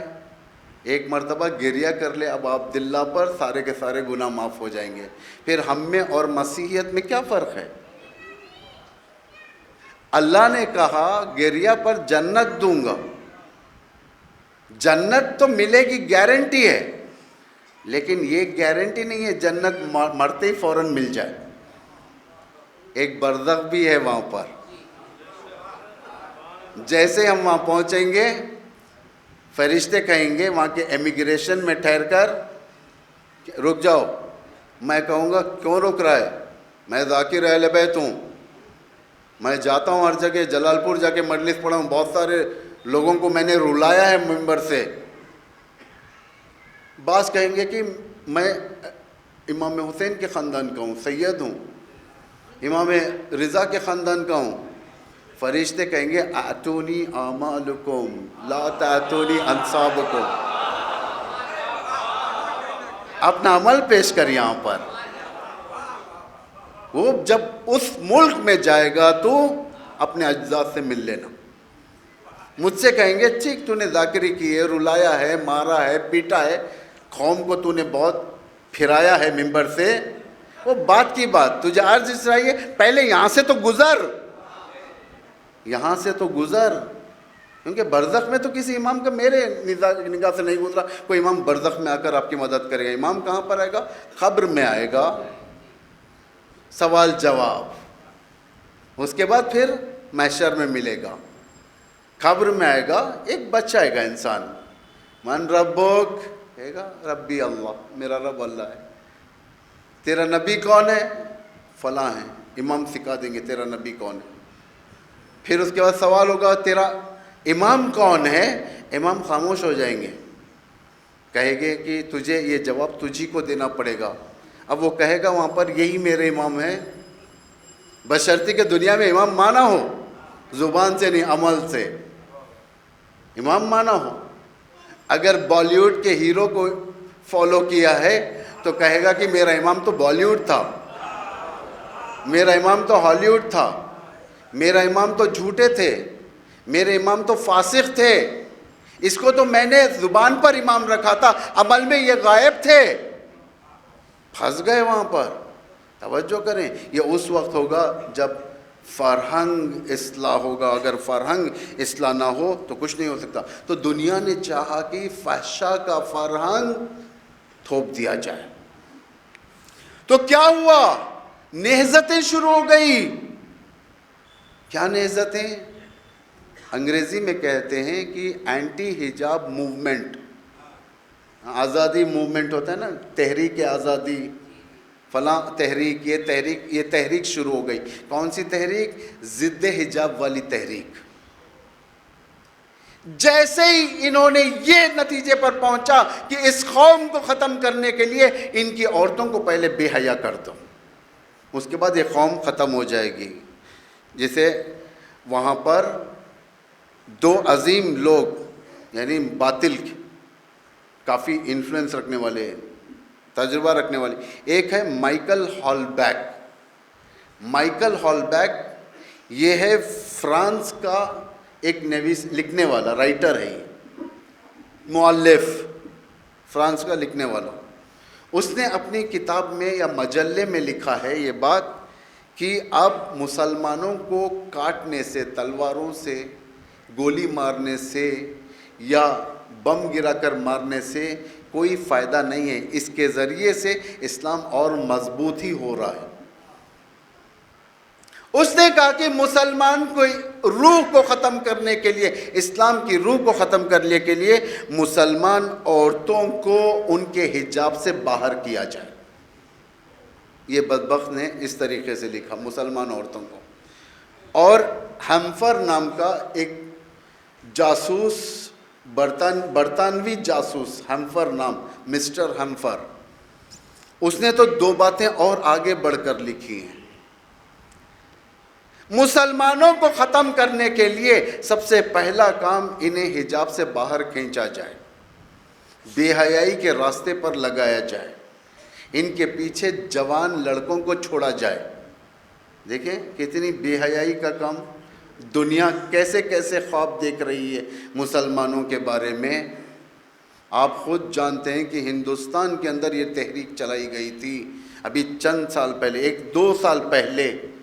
کشمیر کے عورتوں کے بارے میں برا برا کہنے والے لوگ جو کہتے تھے کہ کشمیر میں اب ہم جائیں گے, وہاں کی عورتوں سے شادی کریں گے, وہاں کی عورتوں کو لائیں گے, یہ تحریک دشمنی تحریک ہے. یہ ایسے لوگوں کے سامنے صرف مسلمان کی ویلیو نہیں رہتی, ان کے سامنے صرف مسلمان نہیں, ان کے سامنے کسی بھی مذہب کی ویلیو نہیں ہوتی. دلت کے لڑکی کا واقعہ, اس طریقے کے اور لڑکیوں کا واقعہ, ان کو پردے سے نکال کر, ان کی عزت داری کر کر, انہیں چھوڑ دے کر, اور خود میڈیا کے اندر ایک خوف پھیلانا. ہم وہ درندے ہیں جو تمہارے مردوں کو ماریں گے اور تمہاری عورتوں کے ساتھ بدسلوکی کریں گے. یہ صرف کیوں ہوتا ہے؟ یہ سیاست خوف کہتے ہیں کہ یہ فرہنگ پیدا کر دیا جائے, یہ فرہنگ زمین پر لایا جائے تاکہ ہر ایک کے دل میں جو ہمارے نظریے کا مقابل ہو, اس کے دل میں یہ دہشت بیٹھ جائے کہ میری بیٹی سالم نہیں رہ سکتی, میرا بیٹا سالم نہیں رہ سکتا. یہ ڈال دیا جائے. یہ دشمن کا ہمیشہ کا رہا. معاویہ کیا کہتا تھا؟ اگر تم میری بات کو نہیں مانو, پہلا دن جس وقت کوفے میں آیا, امام حسن مدینے کی طرف جا رہے تھے, کوفے میں آ کر اس نے کیا تقریر کیا؟ اگر میں حسن اور حسین یا اہل بیت, خاندان اہل بیت سے نہیں ہوں, وہ معاویہ کہہ رہا تھا, میں خاندان اہل بیت سے نہیں ہوں کہ تمہارے ہر نخروں پر خاموش بیٹھ جاؤں. اگر میں کہوں کہ رات کے 12 بجے آنا ہے تو تمہیں آنا ہے, اگر میں کہوں دن کو رات تمہیں کہنا ہے رات, اگر میں کہوں اونٹ کو اونٹنی تو تمہیں کہنا ہے اونٹنی. اگر تم نہیں سنو گے میری بات تو میں تمہارے مردوں کو ماروں گا, تمہاری عورتوں کو لے جاؤں گا, تمہارے بچوں کو لاوارث کر دوں گا. یہ کیوں؟ یہ دشمن کی سیاست ہے یہ. لیکن یہ ڈکٹیٹرشپ کی سیاست کب تک چلے گی؟ ایک وقت ہوتا ہے, اسی کے اندر اس کو گلا گھونٹ دیا جائے. اگر انسان ایک ڈرپوک دین رکھے گا وہ کبھی نہیں اٹھ سکتا. ڈرپوک دین والا معاشرے میں انقلاب پیدا نہیں کر سکتا. امام خمینی جب قیام فرماتے ہیں, اس دور میں بہت سارے امامے والے بھی شاہ کی بیعت میں تھے, کوئی مدد کرنے کے لیے نہیں تیار نہیں تھا امام خمینی کو. لیکن کیا ہوا؟ مرد مجاہد یہ نہیں دیکھا کہ میرے ساتھ کتنے لوگ اٹھیں گے. خدا نے کہا کہ تم قیام کرو, قوموا للہ, اللہ کے لیے قیام کرو, مثنا او فرادا, اگر 2 ہیں تو 2, نہیں تو تم اکیلے اٹھ جاؤ. خوف کھانے کی ضرورت نہیں ہے.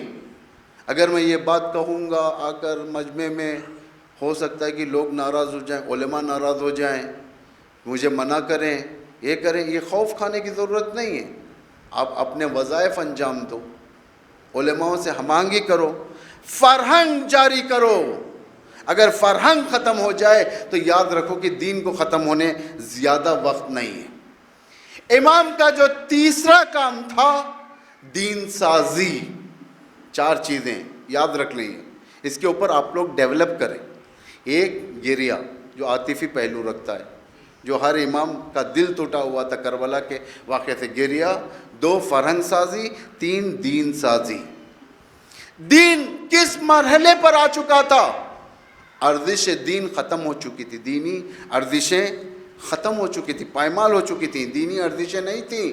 حرام کو حلال کر دیا گیا تھا، حلال کو حرام کر دیا گیا تھا۔ جیسا آج ہمارے ہندوستان نے پروسٹیٹیوشن کو حلال کر دیا، یہ میرج جسے کہا جاتا ہے مرد مرد کے ساتھ شادی، وہ حلال کر دیا۔ جب بھی یہ ارزش دینی ذبح ہونے لگی تو ائمہ نے قیام کیا۔ امام حسین نے کیوں قیام کیا؟ نمازیں ہو رہی تھی، حفاظ تھے، قرآن پڑھنے والے تھے، سب چیز تھے، لیکن امام نے کیوں قیام کیا؟ اس لیے کہ ارزش دینی ختم ہو رہی تھی۔ اس لیے امام کی نگاہ میں 2 دین تھے، 2 اسلام، ایک اسلام یزیدی، ایک اسلام محمدی۔ خود امام فرماتے ہیں کہ اگر یہ اسلام، جس اسلام پر یزید حاکم ہو، یزید حاکمیت مطلب اس کی حاکمیت کے نیچے شکم پرستی، فحشا، حلال کو حرام کرنا، حرام کو حلال کرنا، یہ ہو، ایسے اسلام کو دور سے سلام۔ یعنی ماننا پڑے گا کہ اسلام 2 پیرلل لائن جا رہے ہیں اس وقت۔ ایک سعودی کا اسلام ہے، ایک ناب محمدی کا، ایران کا نہیں، ایران کا اسلام ناب محمدی والا اسلام ہے، کیونکہ رہبر کا خود اسلام نہیں ہے، رہبر خود دین مبین محمدی کا سرباز ہے۔ ایک صلوات پڑھے محمد والے محمد پر۔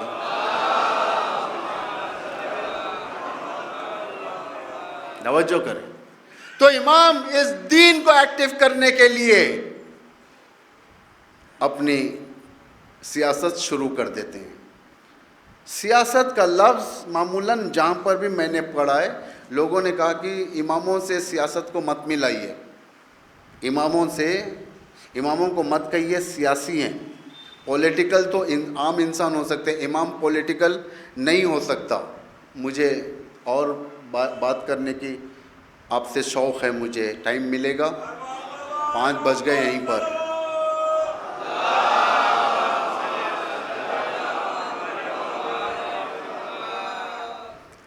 یاد رکھیں سیاست ایک الہی لفظ ہے۔ یہ زیارت جامع کبیرہ آپ پڑھتے ہیں، انشاءاللہ پڑھتے ہوں گے، بہت کافی یہ نیوکلیئر ہے یہ ہماری زیارت جامع کبیرہ۔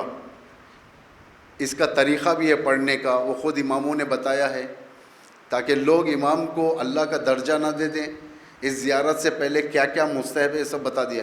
اس میں اماموں کو کہا گیا ہے کہ وساست العباد، بندوں میں سب سے زیادہ سیاسی امام ہوتا ہے، سب سے زیادہ سیاسی۔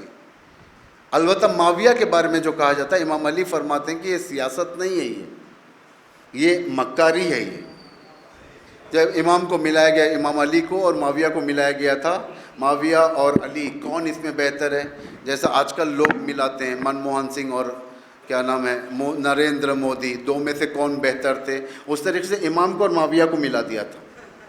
امام کا دل ٹوٹ جاتا ہے اس میں، مجھے علی کو معاویہ سے ملایا جاتا ہے، یہ کتنی بری بات۔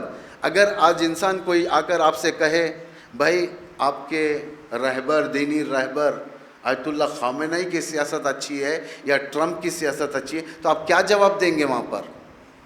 اگر معرفت نہیں ہوگی آپ کہیں گے بھائی ہمارے رہبر کی سیاست اچھی ہے، لیکن معرفت ہوگی سب سے پہلے کہیں گے ٹرمپ کو رہبر سے نہ ملا۔ امام علی کی سب سے بڑی مظلومیت یہ تھی کہ لوگ معاویہ کو امام علی سے کمپیئر کیا، ملایا کرتے تھے، یہی سب سے بڑی تھی۔ ایک دن امام نے صاف سیدھا سٹیٹمنٹ دے دیا، امام نے فرمایا کہ تم مجھے معاویہ سے ملاتے ہو، تم مجھے معاویہ کی سیاستوں سے ملاتے ہو، خدا کی قسم اگر میں وہ سیاست اپنانا شروع کر دوں مجھ سے زیادہ سیاسی دنیا میں کوئی نہیں۔ امام نے خود کہا یہ بات نہج البلاغہ میں، امام نے فرمایا اس کے پاس جو ہے مکاری ہے, اس کے پاس دھوکے بازی ہے. سیاست تو میرے پاس ہے, سیاست بہترین سیاست میرے پاس ہے. آخر دور حکومت میں امام نے ممبر سے لوگوں سے چیلنج کیا, بتاؤ تم میں سے کتنے ہو جس کے اندر بھوک باقی ہے؟ سب نے کہا یا علی ہمیں ہر روز ہر وقت روٹی ملتی ہے ہمیں. بتاؤ تم میں سے کون عریان ہے؟ سب نے کہا کہ کوئی عریان نہیں ہے. بتاؤ تم میں سے کون بغیر گھر کے جس کے اوپر چھت نہیں ہے؟ سب نے کہا کہ ہم سب کو اپنے گھر دے دیا ہے, ہم سب کو اپنے زندگی دی ہے. یعنی علی دنیاوی لحاظ سے اگر پولیٹکس دیکھا جائے, امیر المومنین سب سے بڑے پولیٹیکل تھے کہ انہوں نے آج کا جو مہم ترین مینوفیسٹ ہوتا ہے کس کا, الیکشن کا, امام نے اس کو اپنے 4 سالہ دور میں 4.5 سالہ دور میں لوگوں کے ساتھ کر دیا تھا. یعنی کسی کو بھوکا نہیں رکھا امام نے. امام کی حکومت میں کوئی بھوکا نہیں ہے. ایک جلوہ تھی یہ حکومت, کس حکومت کی؟ حکومت دائمی کی. جب امام ظہور فرمائیں گے تو ان کے حکومت میں کوئی بھوکا نہیں رہے گا, کوئی عریان نہیں رہے گا, کوئی بے گھر نہیں رہے گا. توجہ فرمائیں, دین کو لا کر جس وقت یہاں پر امام نے اصلاح شروع کی, کس ذریعے سے اصلاح شروع کی؟ دین کیا ہے؟ دین یعنی توحید. امام کیسے کرے؟ کیا ممبروں پر جاتے تھے؟ امام نظر بند تھے. نظر بند یعنی جانتے ہیں آپ, جاسوس کی نگاہیں تھی کربلا کے بعد کہ کون مل رہا ہے, امام کس سے مل رہے ہیں, کہاں کہاں جا رہے ہیں, کس سے ملاقاتیں ہو رہی ہیں. یہ ساری کی ساری نگاہیں تھیں. لیکن امام الہی سیاست مدار تھے. انہوں نے اپنے دعاؤں کے ذریعے سے لوگوں کو علم دینا شروع کیا, جسے صحیف سجادیہ کہتے ہیں. لیکن ایک افسوس بات بتاؤں میں آپ کو, آج ہمارے شیعوں میں, ہندوستان کی بات کر رہا ہوں میں, سب سے کم کھولی جانے والی کتاب صحیف سجادیہ ہے. شاعروں کے کتابوں کو کھول کر روزانہ پڑھا جاتا ہے, لیکن امام کی کتابیں کبھی نہیں کھلتی. خیر دیکھیں, میں آپ لوگوں کے دل نہیں دکھا رہا ہوں شعراء محترم, آپ لوگوں کا دل نہیں دکھا رہا ہوں. آپ لوگ اپنے تصور میں امام کو لاتے ہو, ان کے حالات کو لاتے ہو, اور ان کا بیان لکھتے ہو, ان کا کلام لکھتے ہو, لوگوں کے حوالے کر دیتے ہو, لوگ پڑھتے ہیں, آپ کو واہ واہ کرتے ہیں. در حقیقت آپ کی واہ واہ نہیں ہے, یہ امام کی واہ واہ ہے. امام کو اپنے اس طریقے سے پیش کیا, لیکن خود عقل کل و فکر کل رکھنے والا جب ایک کتاب چھوڑ کر جاتا ہے, کیوں نہیں ہم اس کی کتاب پڑھتے؟ ہم کہتے ہیں علی ابن ابی طالب سے ہم عشق کرتے ہیں. ہم میں سے بتائیں کتنے ہیں جو عاشق و معشوق کے درمیان کے جو خط ہیں, جو خط رد و بدل ہوتے ہیں, ان خطوں کو کتنوں نے ہم نے علی کے خطوں کو اٹھا کر پڑھا ہے؟ عشق کرتے ہیں نا ہم علی سے. عاشق کا کام ہے کہ اپنے معشوق کے خطوں کو اٹھا کر پڑھیں. نہج البلاغہ کھول کر دیکھیں, امام نے کیا کہا, توحید کے بارے میں کیا کہا, امامت کے بارے میں کیا کہا, دشمنوں کے بارے میں کیا کہا, مومنین کے بارے میں کیا کہا. کتنا ہم پڑھتے؟ نہیں پڑھتے. کیوں نہیں پڑھتے؟ آج کے دور میں تو غیر ممکن ہے. اچھا میں شیعہ ہوں, موبائل خریدوں گا جا کر 30,000 کا, ہاں سب سے کیا پہلی چیز ڈالی جائے بھائی, ایک قرآن ڈاؤن لوڈ کر لیتا ہوں, قرآن.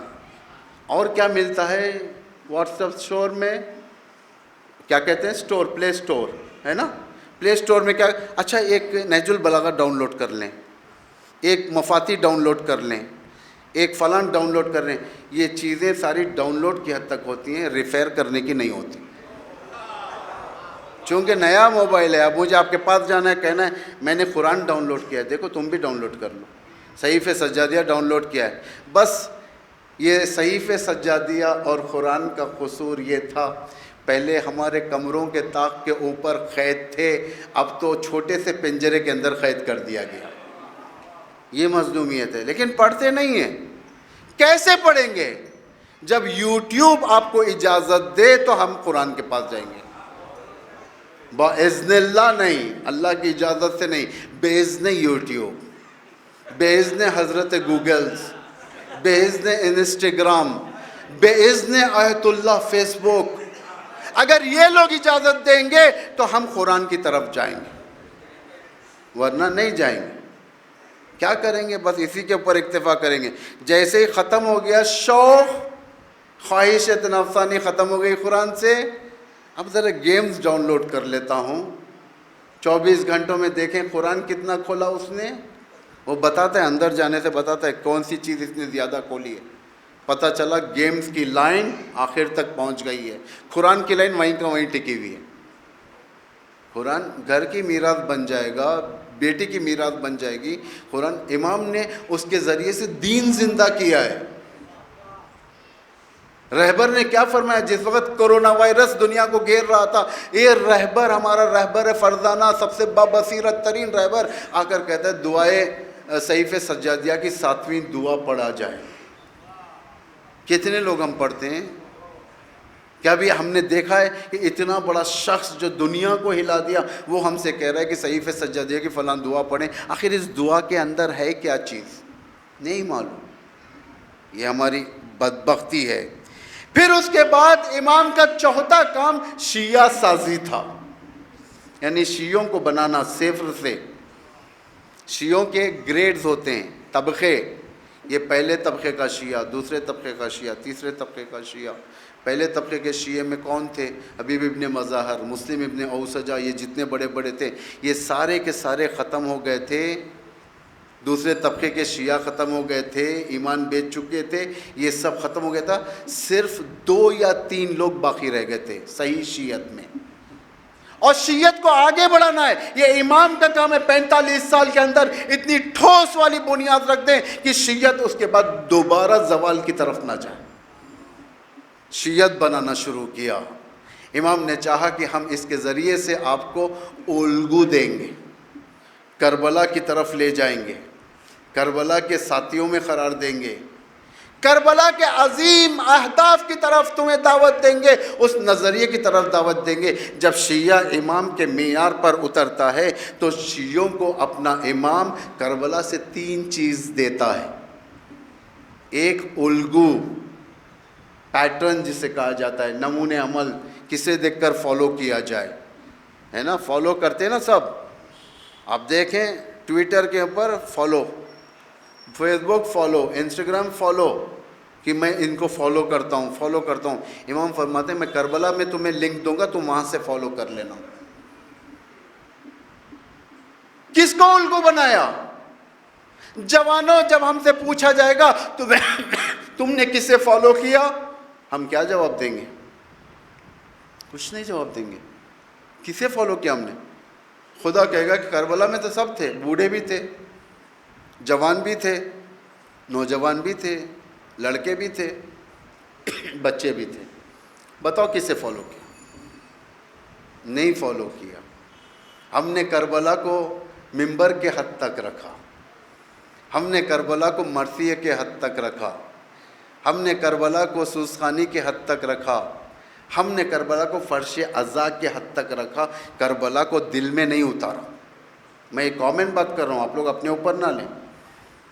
اور جو الگو حاصل کرے وہ قاسم سلیمانی بن جاتا ہے۔ قاسم سلیمانی کو کیا کہا جاتا ہے؟ اس زمانے کا مالک اشتر،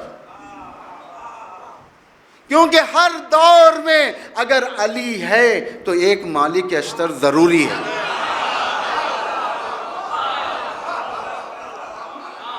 مالک اشتر ہونا ضروری ہے۔ اگر امام علی کے دور ہے تو امام علی کے دور میں کون تھا مالک اشتر؟ مالک اشتر۔ امام حسن کے دور میں کون تھا مالک اشتر امام حسن کا؟ خود امام حسین، حضرت عباس۔ امام حسین کے دور میں کون تھا؟ حضرت عباس۔ یہ دور کا مالک اشتر آج اگر امام ہے تو آج مالک اشتر کا ہونا ضروری ہے۔ انہوں نے کہاں سے یہ درس حاصل کیا کہ یہ ساری دنیا میں پہنچ گئی ہے؟ آج تک تو ہم نے دیکھا تھا اسلام میں صرف امام خمینی، آیت اللہ خامنئی، آیت اللہ سیستانی مراجع دنیا کے اندر، دلوں کے اندر پہنچ جاتے ہیں۔ ہم نے پہلی بار دیکھا ایک پینٹ کوٹ والا انسان، سپاہی ایک، وہ دنیا کے کونے کونے میں دلوں میں پہنچ گیا. صرف ہندوستان کے اندر جو رسمی اعمار جو ہمارے کو اطلاع ہے 1000 سے زیادہ مجلسیں کی گئی ایک نان عالم کے لیے. کیوں؟ اس لیے کہ اس نے کربلا کو اپنا الگو بنایا, امام حسین کے نظریے کو اپنا نظریہ قرار دیا, امام حسین کے ہدف کو اپنا ہدف قرار دیا. کیا نظریہ تھا اس عظیم شخص کا؟ سب سے پہلی چیز, اس نے عباس کو اپنا استاد جانا. حضرت عباس کی خصوصیت کیا تھی؟ حضرت عباس کی خصوصیت یہ تھی کہ وہ ہمیشہ اپنے مولا کے سامنے ٹھہرتے تھے, اور جو مولا حکم فرماتے تھے ان کے کان ان کے حکم کو لیتے تھے. قاسم سلیمانی نے یہ فطرت کو اپنے اندر لیا, ہمیشہ اپنے رہبر کے فرمان پر رہتے تھے, اپنی طرف سے کچھ نہیں, جیسے رہبر کچھ فرمان کر دے یہ فوراً جا کر عمل انجام دیتے تھے. یہ سب سے بڑی چیز ہے یہ فرمان. اگر ولو کوئی امام ہمیں کوئی حکم دے, ہمارا دل گوارا نہ کرے, تو ہم لوگ کبھی کبھار اکیلے میں بیٹھ کر بات کرتے ہیں, اپنے لیڈر سے کہتے ہیں کہ کیا بات ہے, آپ نے کیوں ایسا کہا. لیکن قاسم سلیمانی وہ نہیں ہے. قاسم سلیمانی وہ ہیں جنہوں نے رہبر کی بات کو اپنے اندر اتار لیا. بڑے بڑے محاذوں پر دیکھا گیا. ایک بڑا مافیا تھا ایران کا, اس کا سردار کو گرفتار کرنا تھا. انہوں نے بہت کوشش کی, گرفتار نہیں ہو سکا. وہ پولیس نے کوشش کی, اسپیشل فورس نے کوشش کی, نہیں ہوا. آخر قاسم سلیمانی سے کہا گیا کہ آپ اس آپریشن کے اندر جائیں, اس مافیا کے سردار کو پکڑیں. تو یہ آپریشن کے اندر گئے, انہوں نے انسٹرکشنز دے دیے تھے, لیکن ان کی جو اسپیشل فورس تھی, ان کی خود کی, انہوں نے واسطوں کے ذریعے سے اس مافیا کے سردار کو بات کرنے کے لیے دعوت دی تھی. مافیا کے سردار کو, ٹھیک ہے, جب وہ بات کرنے کے لیے آیا, راستے سے ان کی فورس نے اسے اٹھا لیا, قید کر لیا. قاسم سلیمانی کو ساری انفارمیشن آ گئی, اطلاعات مل گئی کہ اس کو اٹھا لیا گیا, زندان میں ہے. قاسم سلیمانی وہ سارے کا سارا پیپر رپورٹ کا لے کر رہبر کے پاس پہنچے. رہبر نے فرمایا کہ کیا اس کو گرفتار کر لیا گیا؟ ہاں گرفتار ہو گیا. ہمارا پرانا دشمن, کئی سپاہیوں کو مارا تھا اس نے, بہت حملے کیا تھا اس نے, مافیا کا سردار. رہبر نے فرمایا چلو بتاؤ کہ تم نے کیسے گرفتار کیا. انہوں نے کہا کہ ہم نے ایسا کیا کہ اس کو دعوت دیا واسطوں کے ذریعے سے, جب وہ بات کرنے کے لیے آیا اور ہم نے اسے گرفتار کر دیا. یہ علی کے مکتب کا فقیہ ہے, یہ کہتا ہے کہ قاسم اس کو پہلے رہا کرو, اس کو پہلے رہا کرو زندان سے. انہوں نے نہیں پوچھا کیوں, فوراً فون اٹھایا اپنا, وہاں پر کہا کہ اس قیدی سے جسے ہم نے گرفتار کیا اسے پہلے رہا کر دو. بعد میں جب جانے لگے, پیارے انداز سے انہوں نے پوچھا آپ نے کیوں اسے رہا کروایا؟ رہبر نے فرمایا کہ بلائے ہوئے مہمان کو گرفتار کرنا یہ ہمارا مکتب کا کام نہیں, یہ ہمارا کام نہیں ہے. وہ مہمان تھا, تم سے بات کرنے کے لیے آ رہا تھا, تم نے گرفتار کر دیا, اسے چھوڑ دو, اب جاؤ پھر پکڑو. اس کے بعد پکڑا گیا اس کو. قاسم سلیمانی کے اس سے کارنامے, جسے دشمن کیا کہتا ہے قاسم سلیمانی کے بارے میں, دشمن کہتا ہے کہ یہ ایک ایسے کمانڈر تھے جس کا شیڈو یعنی سایہ نظر آتا تھا, سائے والے سردار, جیسے امریکہ دیکھنے کے لیے تڑپتا تھا. آخر یہ ہے کون, یہ کہاں رہتا ہے؟ یہ کبھی عراق میں رہتا ہے, کبھی سیریا میں رہتا ہے, کبھی لبنان میں رہتا ہے, کبھی حسن نصر اللہ کی خدمت کو پہنچ جاتا ہے, کبھی سیریا میں بشار الاسد کی حفاظت کرتا ہے, کبھی عراق کے اندر. آخر ہے کون, کہاں پر دکھتا ہے یہ؟ ساری فوج جو دنیا کا سب سے بڑا پیسہ جس ملک کے فوج کے اوپر خرچ ہوتا ہے, وہ فوج قاسم سلیمانی کے سامنے دم توڑتی نظر آ رہی تھی. کیوں؟ انہوں نے کربلا سے پیٹرن کو لیا. کون سا پیٹرن؟ جھکنے والا پیٹرن نہیں. حضرت عباس کی دوسری خصوصیت کیا تھی؟ حضرت عباس کی دوسری خصوصیت دشمن کے قلب میں جا کر دریا پر گرفتار کر کر پانی کو لینا، یہ حضرت عباس کی خصوصیت تھی۔ قاسم سلیمانی نے حضرت عباس کو اس خصوصیت سے درس حاصل کیا کہ دشمن کے قلب میں جا کر یہ اپنا آپریشن کر کر آتے تھے۔ قاسم سلیمانی کوئی معمولی آدمی نہیں ہے، یہ جوانوں کے دل میں بہت ساری ان کے فضائل کو میں حذف کرتا ہوں یہاں پر، پھر کبھی اللہ توفیق دے ہم آپ کے ساتھ میں آئے تو ہم پھر کبھی بیان کریں گے، کیونکہ آخری مجلس ہے۔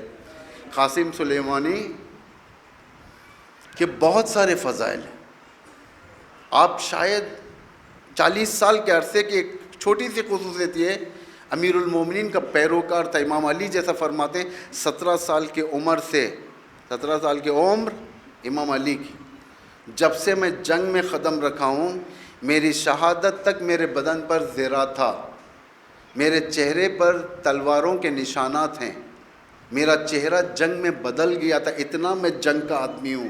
یعنی امام علی قاسم سلیمانی انقلاب ایران کے بعد سے اپنی شہادت تک یہ جنگ کے ہی آدمی تھے۔ کون ہے دنیا کا سپاہی؟ دنیا نے بڑے بڑے میڈلز دیے، کیا آپ نے کبھی سوچا قاسم سلیمانی کو نشان ذوالفقار کیوں دیا جاتا تھا؟ نشان ذوالفقار دیا گیا تھا نا رہبر کی طرف سے، کیا آپ نے سوچا کیوں دیا جاتا تھا؟ کیونکہ اس کے حملے ذوالفقار کی شباہت رکھتی تھی، دشمن تھراتا تھا۔ داعش کو جب پتہ چلتا تھا کہ قاسم سلیمانی کا لشکر ہے سامنے ہمارے، داعش ایک دوسرے سے کہتے تھے تم پہلے جاؤ۔ یہ ہوا ہے، یہ خوف ان کے دلوں میں بڑھتا تھا۔ میں آپ کو انافیشیل نیوز دیتا ہوں، یہ سب آپ کو شاید مل جائے گی، لیکن بہت سارے داعش لشکر کے جنرلز ان کے نام کے خوف سے ہارٹ اٹیک ہو کے مرے۔ اور کیا چاہیے؟ اب ہمارے جوانوں کے دل میں یہ ہوگا کہ خدا نے کیوں انہیں لے لیا، اتنی جلدی یہ شخصیت کیوں چلی گئی ہمارے درمیان سے۔ کبھی یہ باتوں کو اپنے دل میں نہ لائیں، خدا کا دین قیامت تک باقی رہنے والا ہے۔ اگر ہمارے رہبر کے اندر صرف اچھی خصوصیتیں ہیں، آنے والا رہبر معصوم ہے، امام زمان ہے۔ اگر اس رہبر کے پاس ایسے ایسے سپاہی ہیں، آنے والے امام کے پاس اور زیادہ سپاہی ہوں گے۔ لیکن یاد رکھیں، کبھی شرک و کفر کی لہر کو اپنے دل میں جانے نہ دیں، اس لیے کہ خدا کا ایک وعدہ ہے، جب کوئی نعمت لیتا ہے اس جیسی نعمت یا اس سے بہتر عطا کرتا ہے۔ اللہ نے اگر قاسم سلیمانی کو لے لیا ہے تو اللہ ظالم نہیں ہے کہ اس سے کمتر اسلام کے حوالے کرے۔ اسلام آج بڑے بڑے دشمنوں کے مقابل محاذ پر ہے، تو قاسم سلیمانی جیسا چاہیے اس سے بہتر چاہیے ہمیں۔ اللہ نے اسماعیل قاانی کو اسلام کے حوالے کر دیا۔ اسماعیل قاانی ایک زمانے تک چھپی ہوئی شخصیت تھی، لیکن اگر ان کی زندگانی دیکھی جائے یہ قاسم سلیمانی سے کم نہیں ہے۔ امریکہ جس قاسم سلیمانی کو خطرہ سمجھتا تھا، شہید قاسم سلیمانی امریکہ کے لیے زندہ قاسم سلیمانی سے زیادہ خطرناک ہو گیا۔ شہید قاسم سلیمانی جیسا یزید یہ تصور کر رہا تھا حسین کو قتل کر کے سارے کا سارا دنیا کا مالک بن گیا، لیکن شہید حسین زندہ حسین سے زیادہ یزید کے لیے خطرناک ہو گیا تھا۔ اسی طریقے سے آج قاسم سلیمانی ہے، یعنی یزیدیت کے لیے خطرناک ہو گئے، اس میں کوئی دو رائے نہیں ہے۔ اللہ نے ایک عظیم جنرل کو حوالے کیا اسلام کے، جسے ہمارے لیے صاحب قدرت، صاحب عزت اور صاحب علم، اسماعیل قاانی کوئی معمولی نہیں ہے۔ توجہ کریں آپ لوگ، یہ شیعت سازی کہتے ہیں۔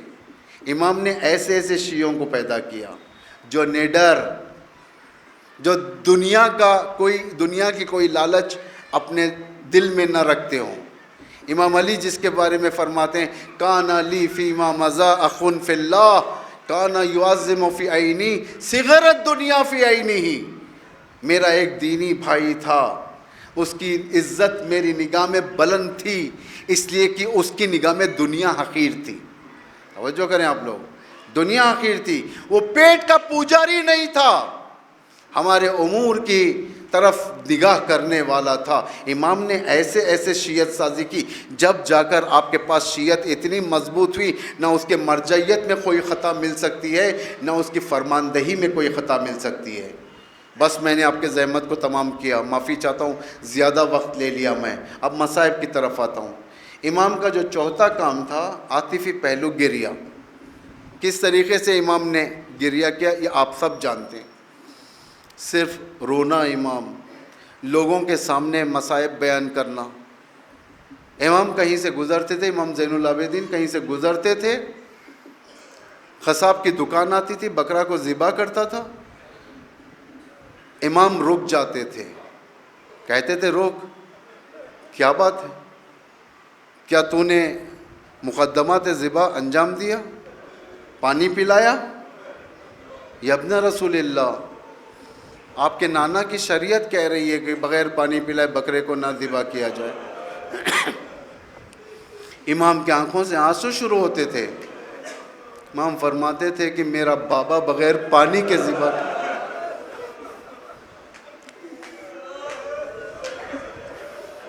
اور آگے بڑھتے تھے.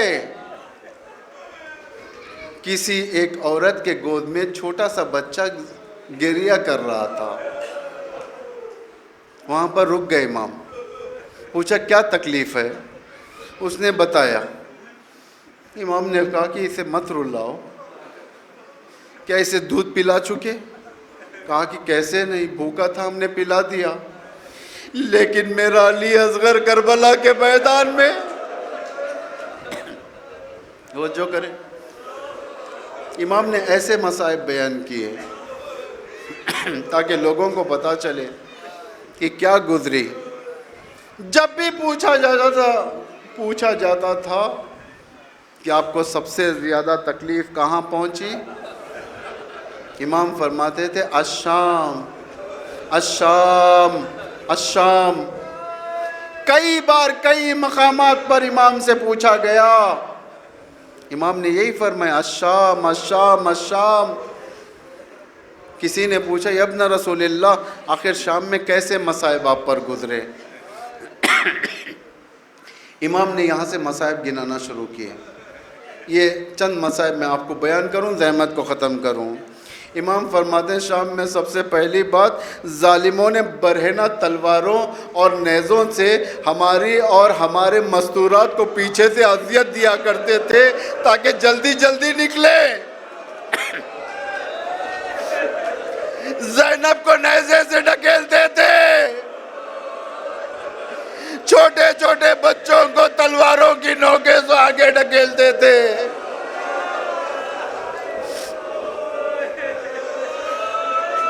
ظالموں کو پتا تھا شہداء کے سر جتنے نزدیک رہیں گے زینب کی بیتابی بڑھتی جائے گی. شمر نے کہا سارے سروں کو آگے کرو، حسین اور عباس کا سر زینب و ام کلثوم کے سامنے کیا جائے تاکہ زینب روتی ہوئی جائے. تیسرے مصائب یہ تھے، شام کے گھروں کے چھتوں سے عورتیں اور بچے اور دوسرے لوگ ہم پر آگ کے ڈلے پھینکتے تھے، ہمارے ہاتھ پشت سے بند تھے، یہ آگ ہم پر گرتی، بچے خوف کھاتے تھے، ہم سے آ کر لپٹ جاتے تھے، ہمیں آگ سے بچایا جائے. یہ چوتھے مصائب تھے. امام فرماتے ہیں شام میں طلوع فجر سے لے کر مغرب تک ہمیں شام کے محلوں میں گزارا گیا. لوگ تماشا دیکھتے تھے، مست تھے، اپنے کھیل میں مشغول تھے. یہ امام کے ساتھ ہوا تھا. یہ پھر امام فرماتے ہیں ہمیں قید کر کر رسی باندھ کر یہود اور نصارہ کے محلے میں لے جایا گیا.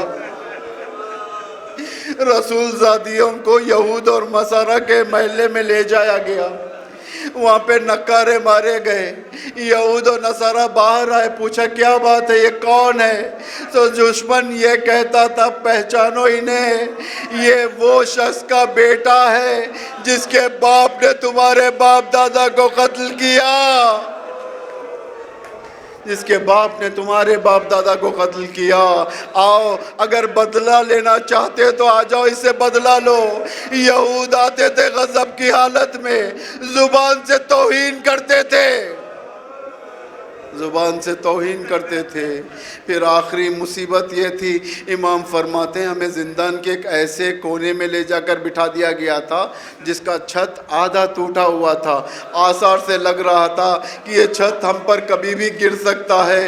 اللہ اللہ بچوں کو کیسے سنبھالے، ایک طرف دشمن کا ہجوم جو وہاں پر سپاہیوں کے عالم میں، دوسری طرف ہماری وہ بے کسی جو زندان کے اندر ہمارے بچے جو بیٹھ کر روتے تھے، کہتے تھے ہمیں مدینہ جانا ہے۔ اللہ اللہ کوئی سننے والا نہ تھا، جس کی زیادہ خواہش تھی جو بھائی سے کہتی تھی بھیا ہم مدینے کب جائیں گے، اسی بہن کو بے گور و کفن بے کفن وہی زندان میں دفن کر دیا۔ سکینہ دفن ہو گئی، زین العابدین۔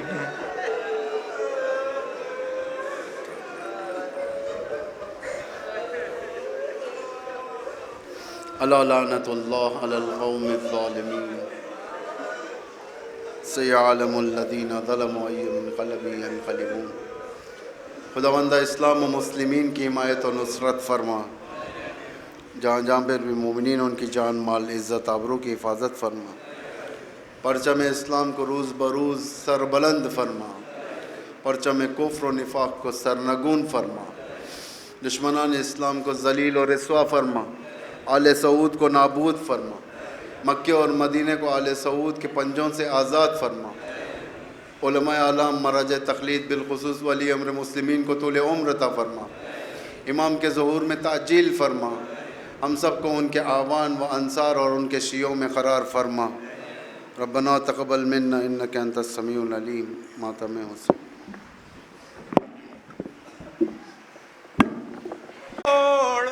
پہ لے آئی ہے کل بھی تنہائی تھی اور آج بھی تنہائی ہے، پھر یہ تقدیر اسی موڑ پہ لے آئی ہے، کل بھی تنہائی تھی اور آج بھی تنہائی ہے۔ کیا تمہیں بھی میری تکلیف کا احساس نہیں؟ ناز بردار میرا کوئی میرے پاس نہیں، میری تربت سے بہت دور ہے آمو کا مزار، میری تربت سے بہت دور ہے آمو کا مزار، میری تربت سے بہت دور ہے آمو کا مزار، میری تربت سے بہت دور ہے آمو کا مزار۔ آکے غیبہ سے تسلی مجھے دے دو ایک بار، کل بھی تنہائی تھی اور آج بھی تنہائی ہے۔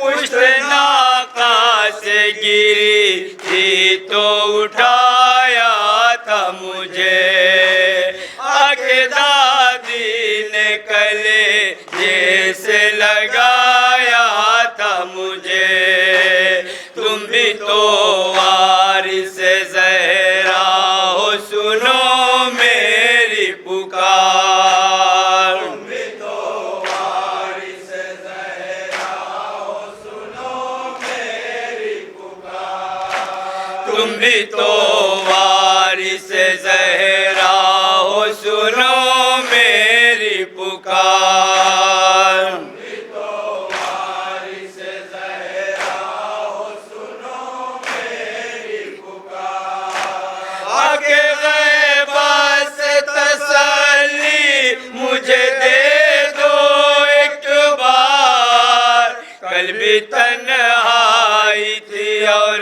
آج بھی تنہائی ہے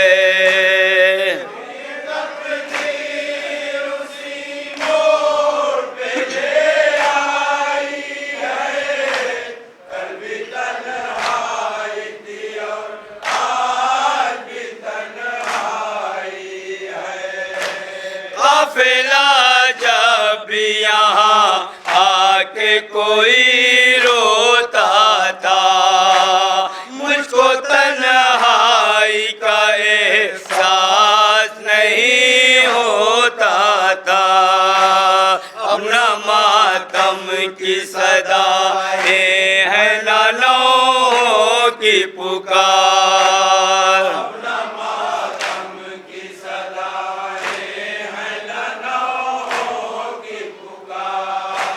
اب نہ ماتم کی صدائیں ہیں نہ نوحوں کی پکار نہ ماتم کی صدائیں ہیں نہ نوحوں کی پکار آگے غیبہ سے تسلی مجھے دے دو ایک بار کل بھی تنہائی تھی اور آج بھی تنہائی ہے یہ تقدیر اسی موڑ پہ لے آئی ہے کل بھی تنہائی تھی اور آج بھی تنہائی ہے قبر میں بھی میرا دل درد سے تھراتا ہے مجھ کو دن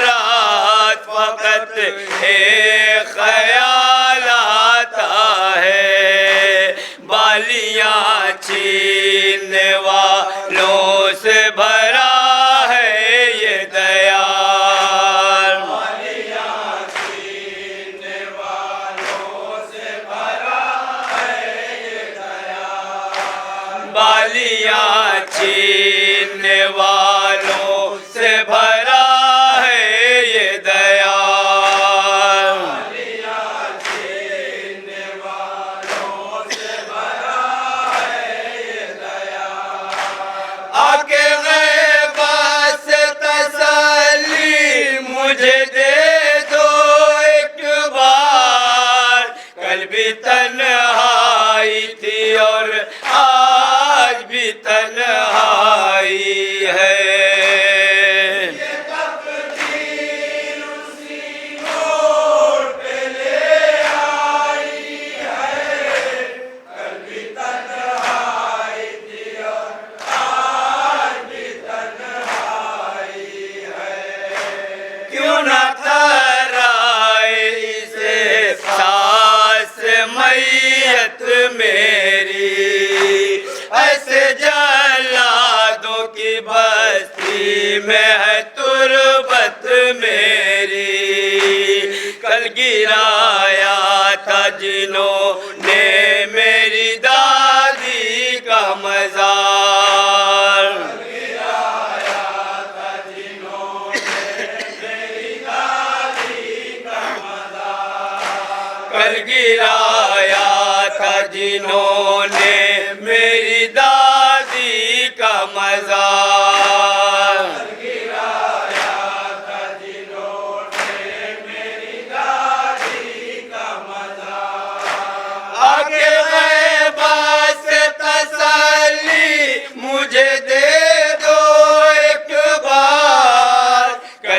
तन्हाई थी और आज भी तन्हाई है। मक्के का मन समाज फरमाए।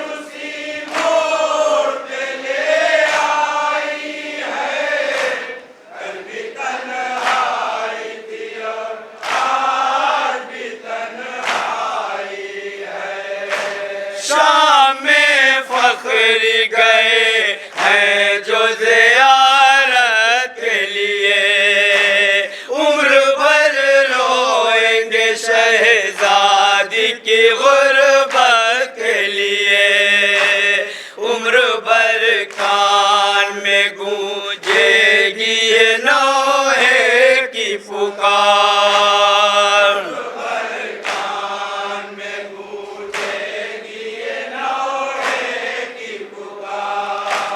उम्र भर कान में गूंजेगी